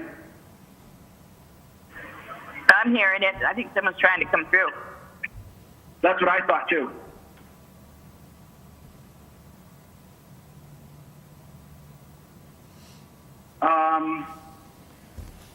Town hall presenter. So do we have anybody that's actually trying to talk through? Because I know we haven't I haven't heard it recently, but we had a broke up female voice in the background for a second. I don't see anybody coming through. All right, I appreciate that. Thank you. That's one thing. You can see that screen and we can't. So, okay, we're going to go ahead and move forward. So, is there anyone from the town, on the town side of the house, that would like to speak regarding the choice of peer reviews? Mr. Chairman, Bill Coyle, Town Engineer, DPW Director. I just wanted to offer a comment. Years ago, when this project was a similar type project moving forward, we had one of the engineers doing the traffic engineering review was VHB, Vanasse Hanging and Brustling. They are a larger company. This is a larger type project. So my recommendation, I believe we have two proposals, one from Graves Engineering that does quite a lot of our reviews. Smaller company, but they do a very good job as well. But this being a larger project, I would recommend that VHB be selected for the engineering review. They can do the entire review. They can review the constructability, drainage calculations, and the traffic review, rather than selecting two different consultants, Graves being one to do the peer review for the engineering and a separate traffic engineer. So I just wanted to voice my opinion on that. Thank you. Thank you. And you said that second one is V as in Victor, HB, VHB? Yes, that's correct. They have a local office in Worcester, and their full name is Vanasse Hanging and Brustling, but they go by VHB. That's correct. Right. Okay. So I'd just like to ask one more question, because I'm almost sure one or two members of the board is going to have this question. So you think this project is best served having one overall review rather than having two separate reviews? So like from two different firms. Right, because they wouldn't be two separate reviews. They'd both be looking at different things. So currently we have a proposal from Graves Engineering. They do not have traffic engineers on their staff. So if you selected Graves, you'd have to select another consultant to do the traffic engineering review. Versus VHB, they're a larger company. They have more engineers on staff and able to do the entire review with one company. Great. Mr. Coyle, I really appreciate your time coming out this evening and calling in and advising the board on which one would serve us best for this project. So thank you very much, sir. You're very welcome. Thank you. And I always, Bill, really awesome job and everything. I know we don't get to talk to you a lot, but we do appreciate your attention to detail of all these projects in town. So thank you. I appreciate the comments, sir. Thank you. Through the chair, if I may. On the town side. Yes, please. So in your packets, everyone has both quotes for both reviews. The Graves review does not include a traffic study. We're still waiting on that cost. So just when you're looking at the two reviews, one of them is all-inclusive, one of them does not include the traffic study. Okay, thank you. So we've already satisfied any of the butters that we have currently present, and they, I believe, had hung up. So I'm just going to go around the chair, so to speak. Mr. Marion, do you have any questions, concerns, or comments? Mr. Chairman, so just a quick comment. And also just a note of expediency. So for what we have in front of us this evening, we have 4 recommendation, and I call our attention to some supplemental information that the building commissioner had provided the board based on the recommendation. Based on the comments of the Coyle, I would recommend in consideration that for what we have before us this evening, that we move swiftly toward the decision. I would be in favor of recommending we contract with one firm. It sounds like Mr. Coyle would be receiving the information that he needed in a comprehensive manner from the business that he recommended. And so I'd like to propose that we move swiftly this evening to basically take their recommendation on using that firm solely. It's no discredit to Graves, but it sounds like the better choice here is what Mr. Coyle had recommended. And I'd like us, with the fact that we don't have any additional abutters, I think we have the information before us to move forward. I'd like the board to consider to move swiftly toward that vote. All right, so you heard Mr. Marin's comments. Mr. Cussy, do you have anything you'd like to add? No, I agree with Mr. Marin and Mr. Coyle. I would go with VHB. All right, so before we make that decision, though, we'll do that as a separate motion. Mr. Chicolo, do you have anything you'd like to add? I do not, and I'd like to just make a comment that, like Mr. Cussy, I agree with Mr. Marin also. Excellent, thank you, sir. Mr. Jones? No questions. I'm sorry, can you say that again, please, sir? It was broken up.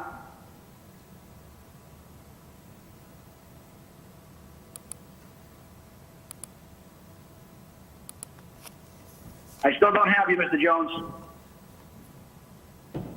Mr. Chairman, if I may, not to ever speak for another board member, but I believe what I heard from Mr. Jones was that he had no question.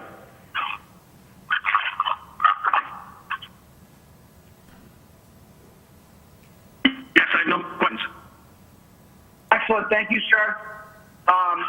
Ms. Bush? I have no questions. Thank you, ma'am. Okay, so I have a motion to close the public hearing. Yeah. Through the chair. Through the chair. Oh, yes, sir.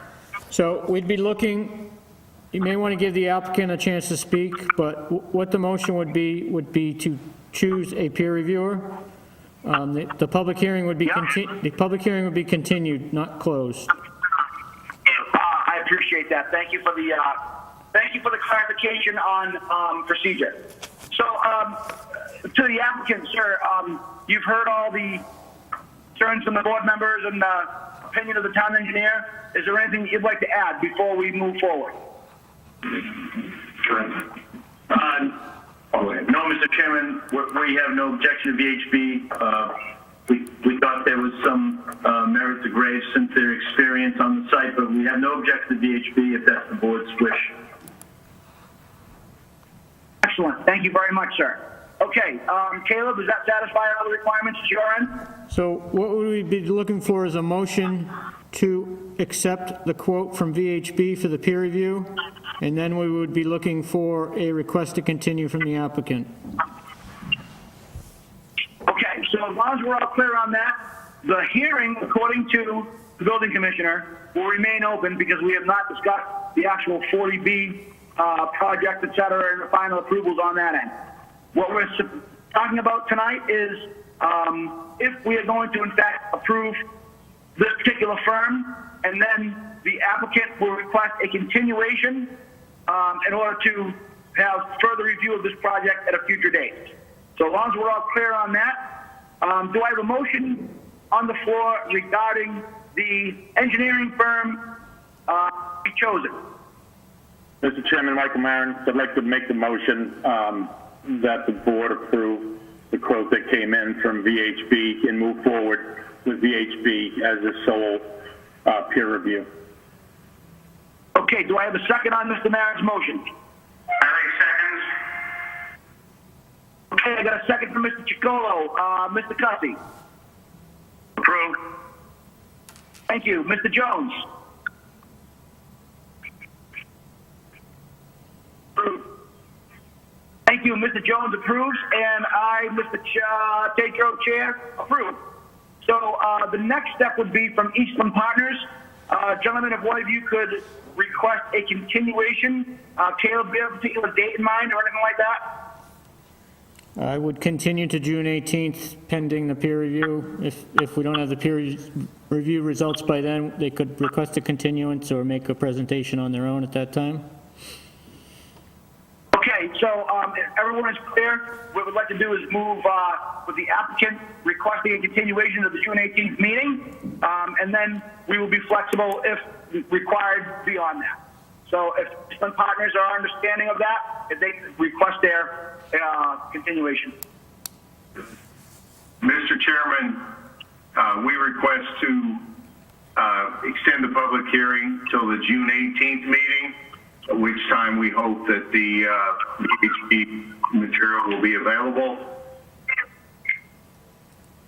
Okay, so we have a request from the applicant to continue this hearing open to the public until the June 18th meeting. Do I have a motion on the floor? Mr. Chairman, Michael Marin, I would approve the applicant's request to continue. Mr. Marin, do I have a second? Okay, I got a second from Mr. Chacolo. Mr. Cussy, how do you vote? Approve. Mr. Jones, how do you vote?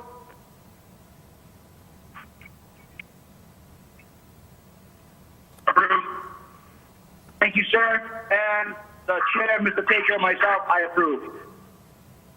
So to Eastland Partners, good luck. So the peer review for VHB and possibly the June meeting. If you run into any issues, I'm sure you are aware that our building commissioner will always be readily available to you guys. And please feel free to reach out if any issues come up.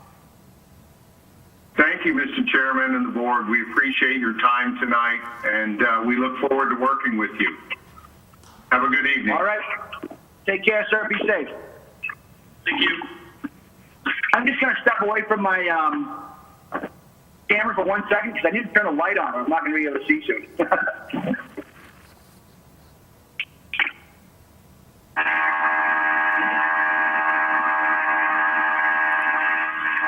right, somebody's doing the weed whacking out there now, it sounds like.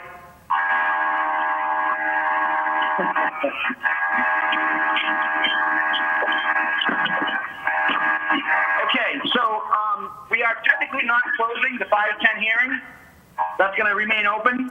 So our next step is on to other business. So on to other business, we have 4 things.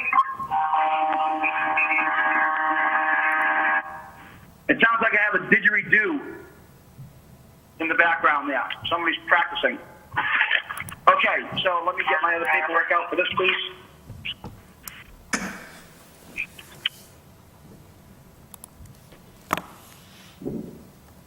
Okay, so we have a request from WEB. Wait, I want to make sure. Yeah. 430 Rochdale Street, SWEB Development, requesting to extend the previously approved special permit to July 11th, 2022. Caleb, I know I have the letter here, but is it possible to give us a overview of what the problem here is? Through the chair, this is a special permit for a solar project. I believe the delay is with the electric provider is delayed them. There may be somebody on the line that would like to speak to it. Okay, is there anyone present from, I think would be from SWEB or WEB, that would like to speak regarding this issue? If so, could you just kind of sign on, introduce yourself. Certainly. Good evening, Mr. Chair and the board. Can you folks hear me? Yes, thank you. Great. My name is Sarah Rosenblatt. I am the development manager for SWEB Development and was also present at all of the meetings for the first round of the issuance of the special permit. So Mr. Moody is correct in his explanation. We have been severely delayed by National Grid. There have been no changes to any part of our project whatsoever. We have simply been delayed in our system impact study due to a statewide transmission study that ISO New England imposed on National Grid. It has halted our project for over 18 months now in study, and we are very much so trying to get to the end here. Outside of that, there have been no other changes at all. Okay, thank you very much for that input. So as you can hear from the board, this is one of the members of the board actually. This is a project we previously approved to no fault of the applicant's own.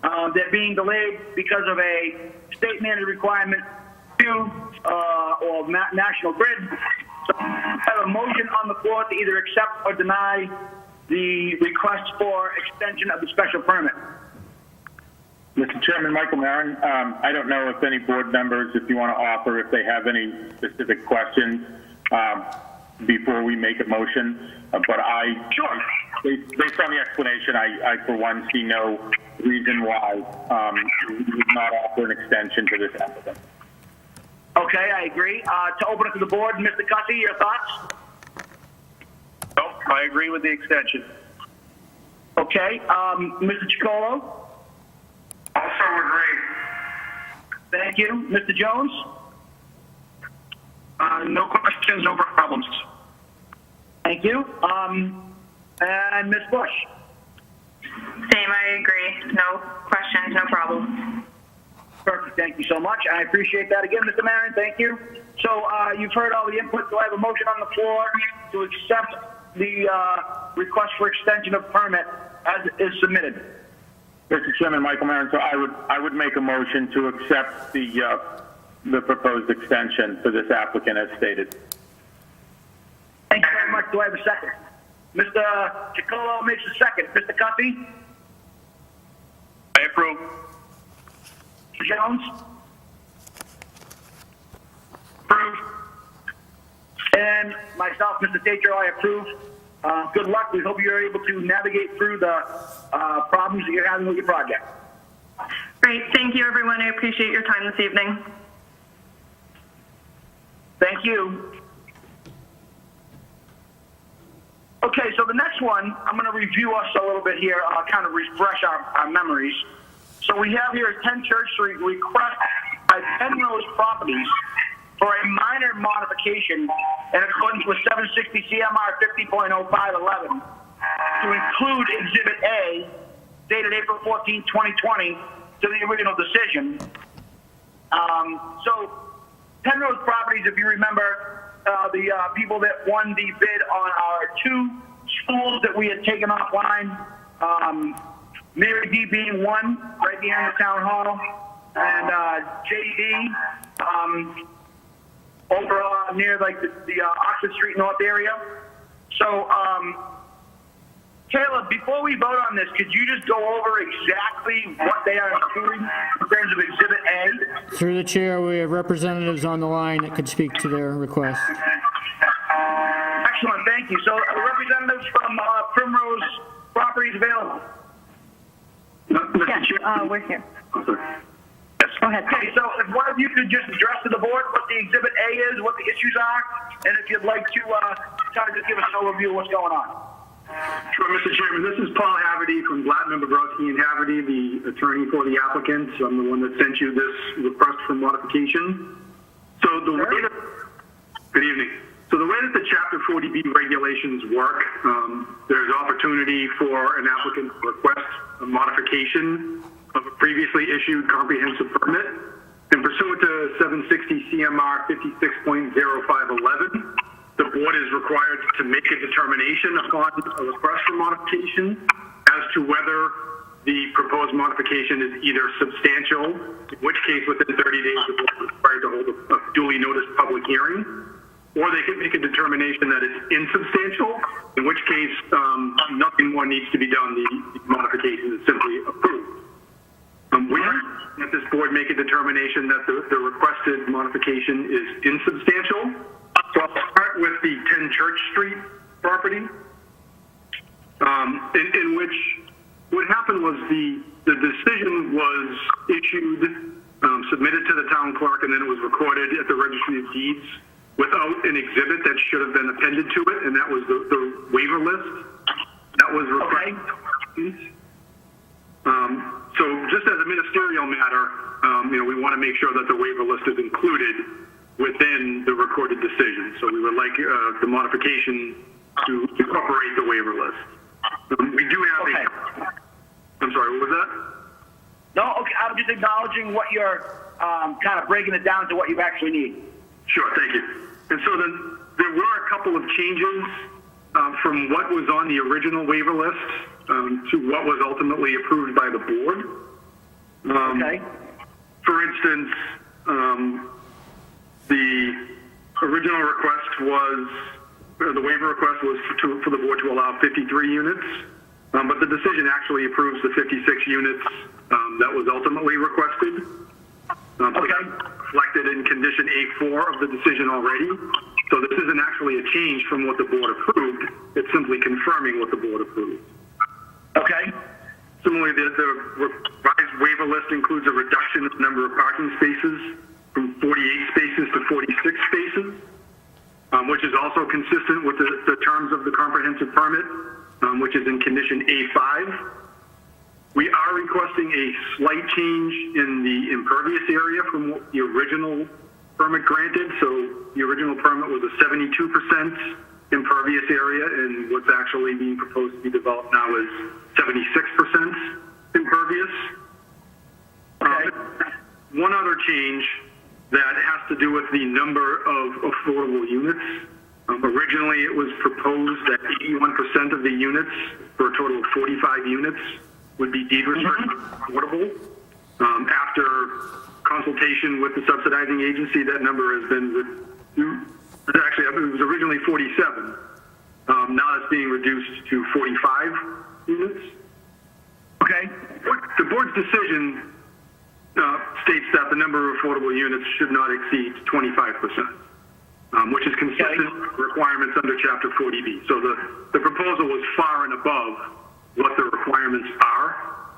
So this really shouldn't be considered a substantial change either, because we're well within the requirements of what is necessary for a Chapter 40B development. So those are, as it relates to 10 Church Street. Right. We're going to address vinyl afterwards, obviously. But so let's just be clear. So all this boils down to is a 4% increase in impervious surface, a 2-unit reduction in affordable housing numbers, and what was the other? Those are the only actual changes from what the board approved in its comprehensive permit. The other changes were actually changes from the original waiver request to what the current waiver request should say, but those were all incorporated. So there was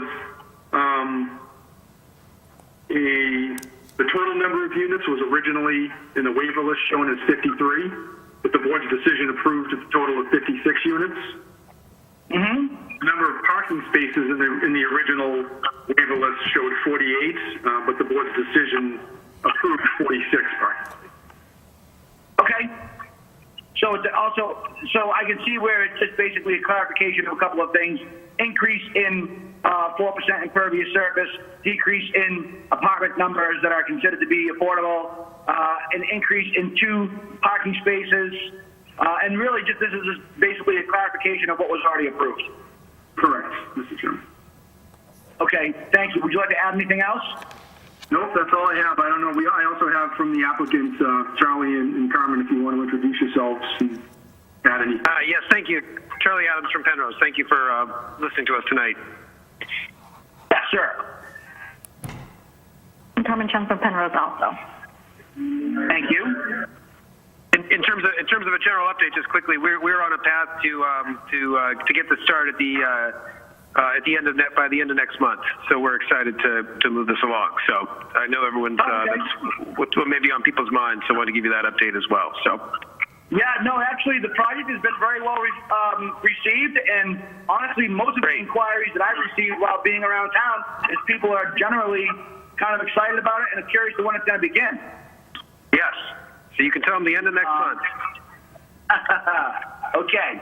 So, members of the board, you've heard the proposal and the clarification is necessary. I'm going to turn it over to any others present that may like to speak regarding this project. If so, could you turn the mic on and identify yourself?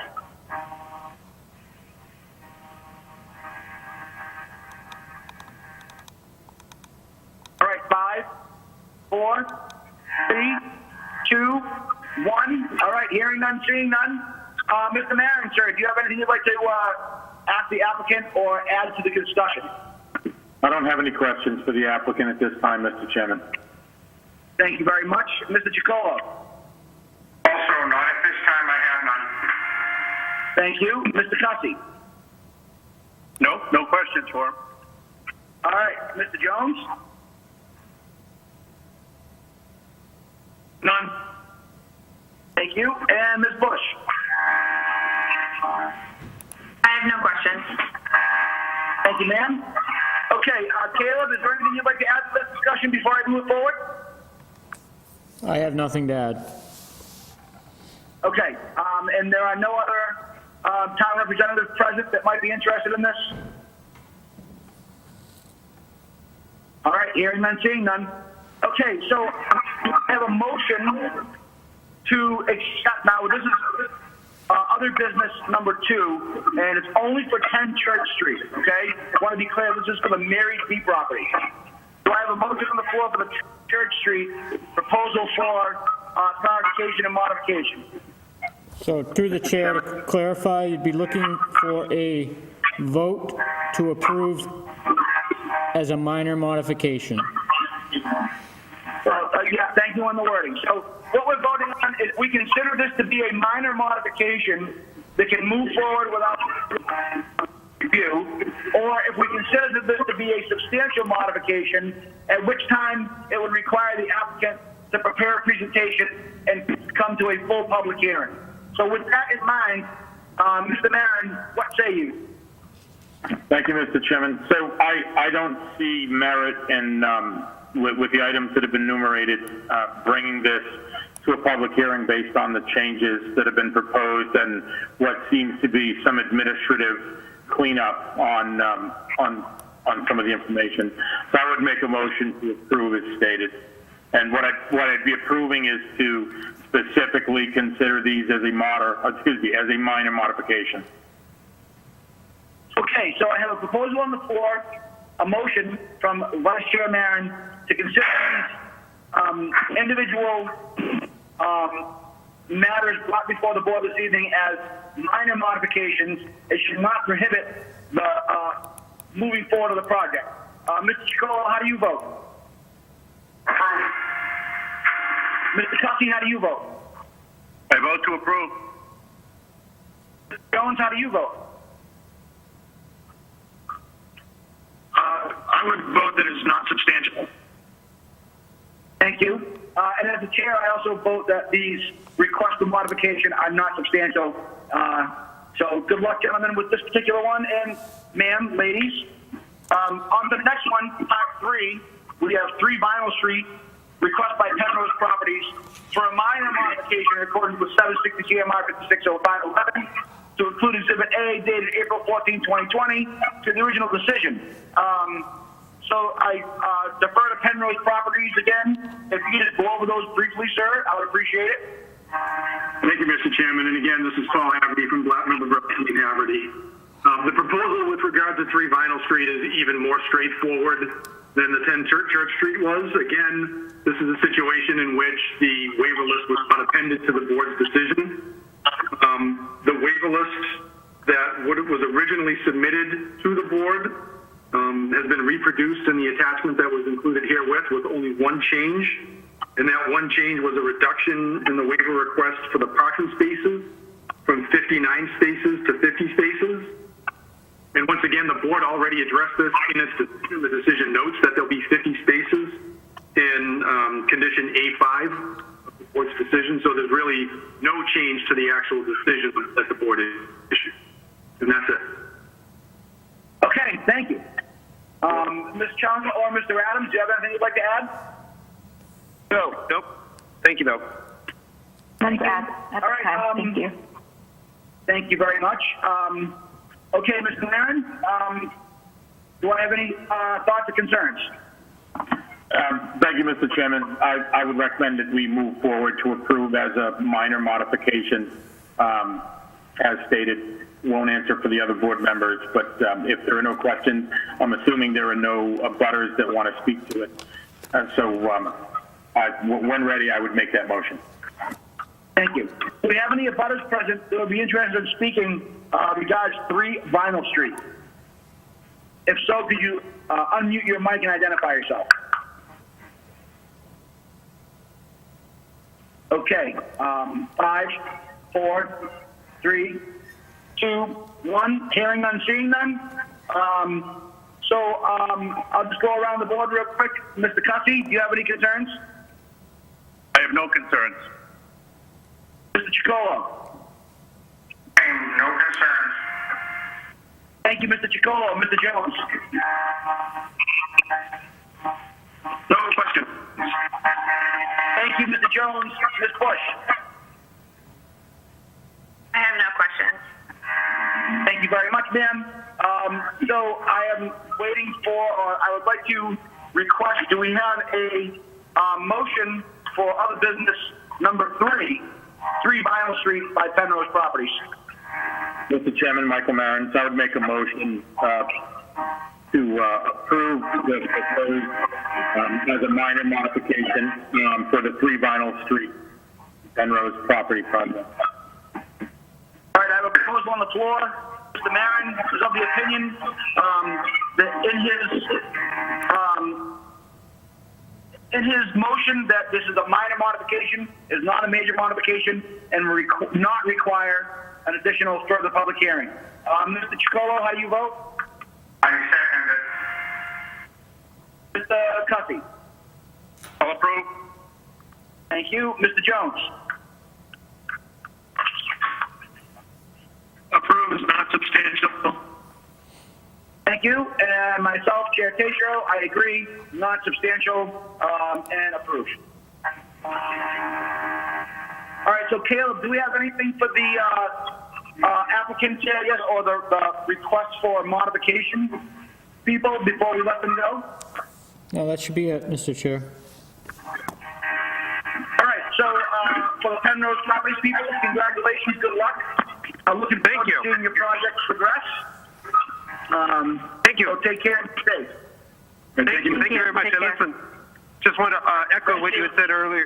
What you had said earlier about Mr. Cole and the fine work that he's done. He's been really helpful to us through this process as we move forward, as well as Caleb as well. Both of them been helpful to us in navigating through the projects because they can be complex places. No doubt. We appreciate the town we support. are very fortunate to have these two gentlemen. I agree. Yes. Thank you, Thank sir. you. Thank you.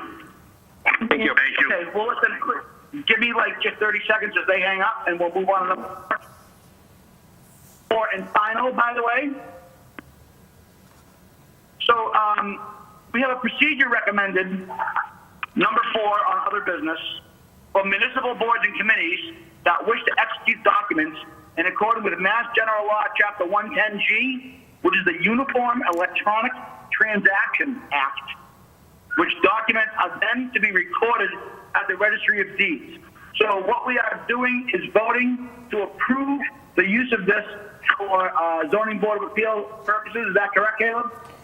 Through the chair, what this item is it would allow the board to provide electronic signatures to town officials, and we could affix those to decisions, which would negate you having to come into the building to sign the decisions. I'm sure that would probably make everyone happy as well as you. The board would need to vote to approve this, and then it would need to be, that vote would need to be signed and recorded at the Registry of Deeds before we could follow the process. Okay, so to the board.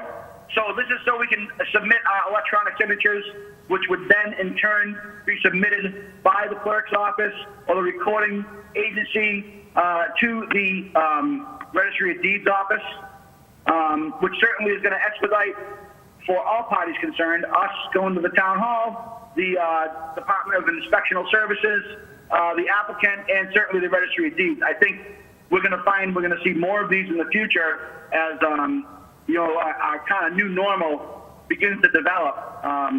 And I think this is probably a very smart choice by the town and the Inspectional Services Department to kind of get on front of these things. So with that being said, is there a motion for acceptance of the procedure for the Zoning Board of Appeals? Mr. Chairman, Michael Marin, I would make a motion that we as a board approve and move forward with this process. Thank you very much. So I have a motion on the floor to approve. So Mr. Chacolo, how do you vote? through the chair, if I could, before we vote. Yep. So the motion would be to accept Mass General Law, Chapter 110G, Uniform Electronic Transaction Act. Okay, so Mr. Marin, just so you're aware, that would be the actual motion that was submitted on your behalf. Is that okay? Yeah, thank you, Mr. Chairman. So I appreciate the clarity from the building commissioner. So I would make a motion as stated by the building commissioner to approve. Thank you very much, sir. Mr. Chacolo, how do you vote? I will second that motion. Thank you, sir. I have a second from Mr. Chacolo. Mr. Cussy, how do you vote? I approve. Thank you very much. Mr. Jones? Approved. Okay, and I'm actually going to take the step, just for the record, because we are each individually sort of responsible for our own vote on this board. And I know that the board's vote here stands to approve, but I want to go on record while we are here. Ms. Bush, do you approve the acceptance of this proposal by the board? I do.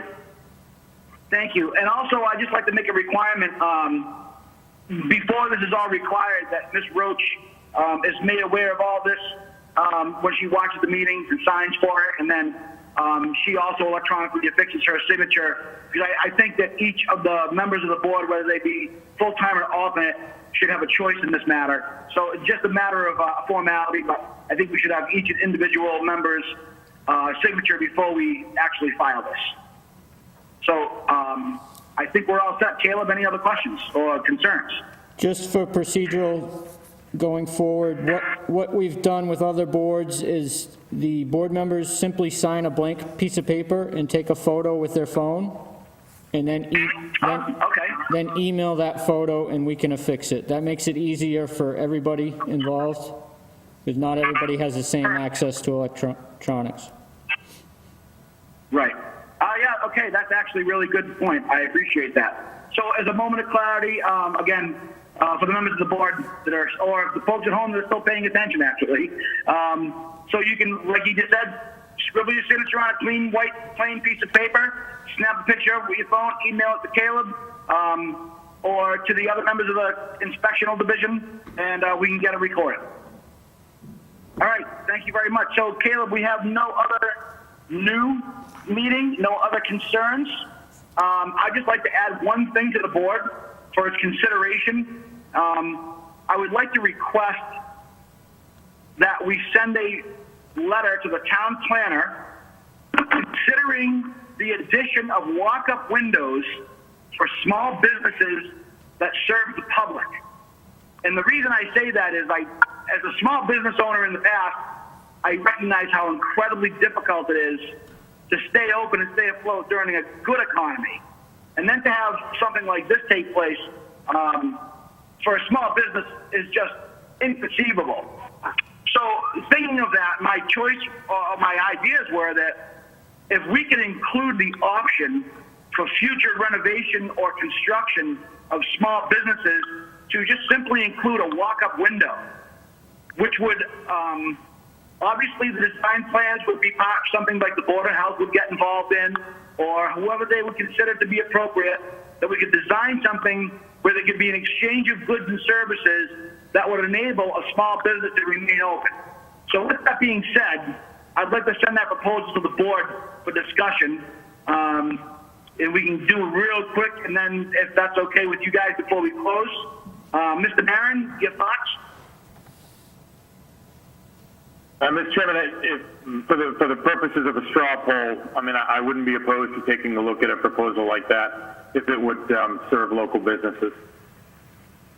Thank you. Mr. Chacolo, your thoughts? Yeah, I guess I would also feel that way, to take a look at it. I would be skeptical, but approach it with an open mind, so to speak, even though I'm saying I would be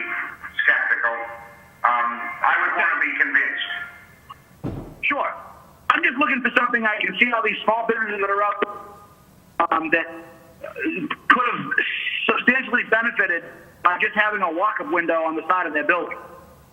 So with that being said, Mr. Cussy, do you have any thoughts? I don't. I would agree with taking a look at that for sure. Okay, Mr. Jones? I have no internal wisdom. All right, thank you. Ms. Bush? Yeah, I would be interested in looking at that as well.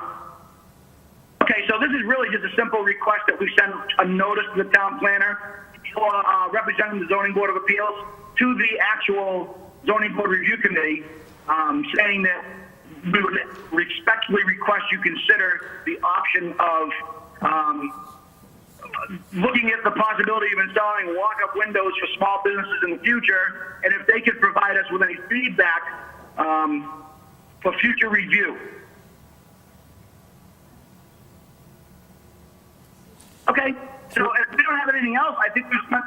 Go ahead, Caleb, I'm sorry. Through the chair, I just want to understand what exactly you're trying to accomplish here. You're looking to send a letter from the Zoning Board of Appeals to the Zoning Bylaw Review Committee requesting that walk-up windows be added as an accessory use? Correct. The option to have accessory use walk-up windows that would be, design approved by the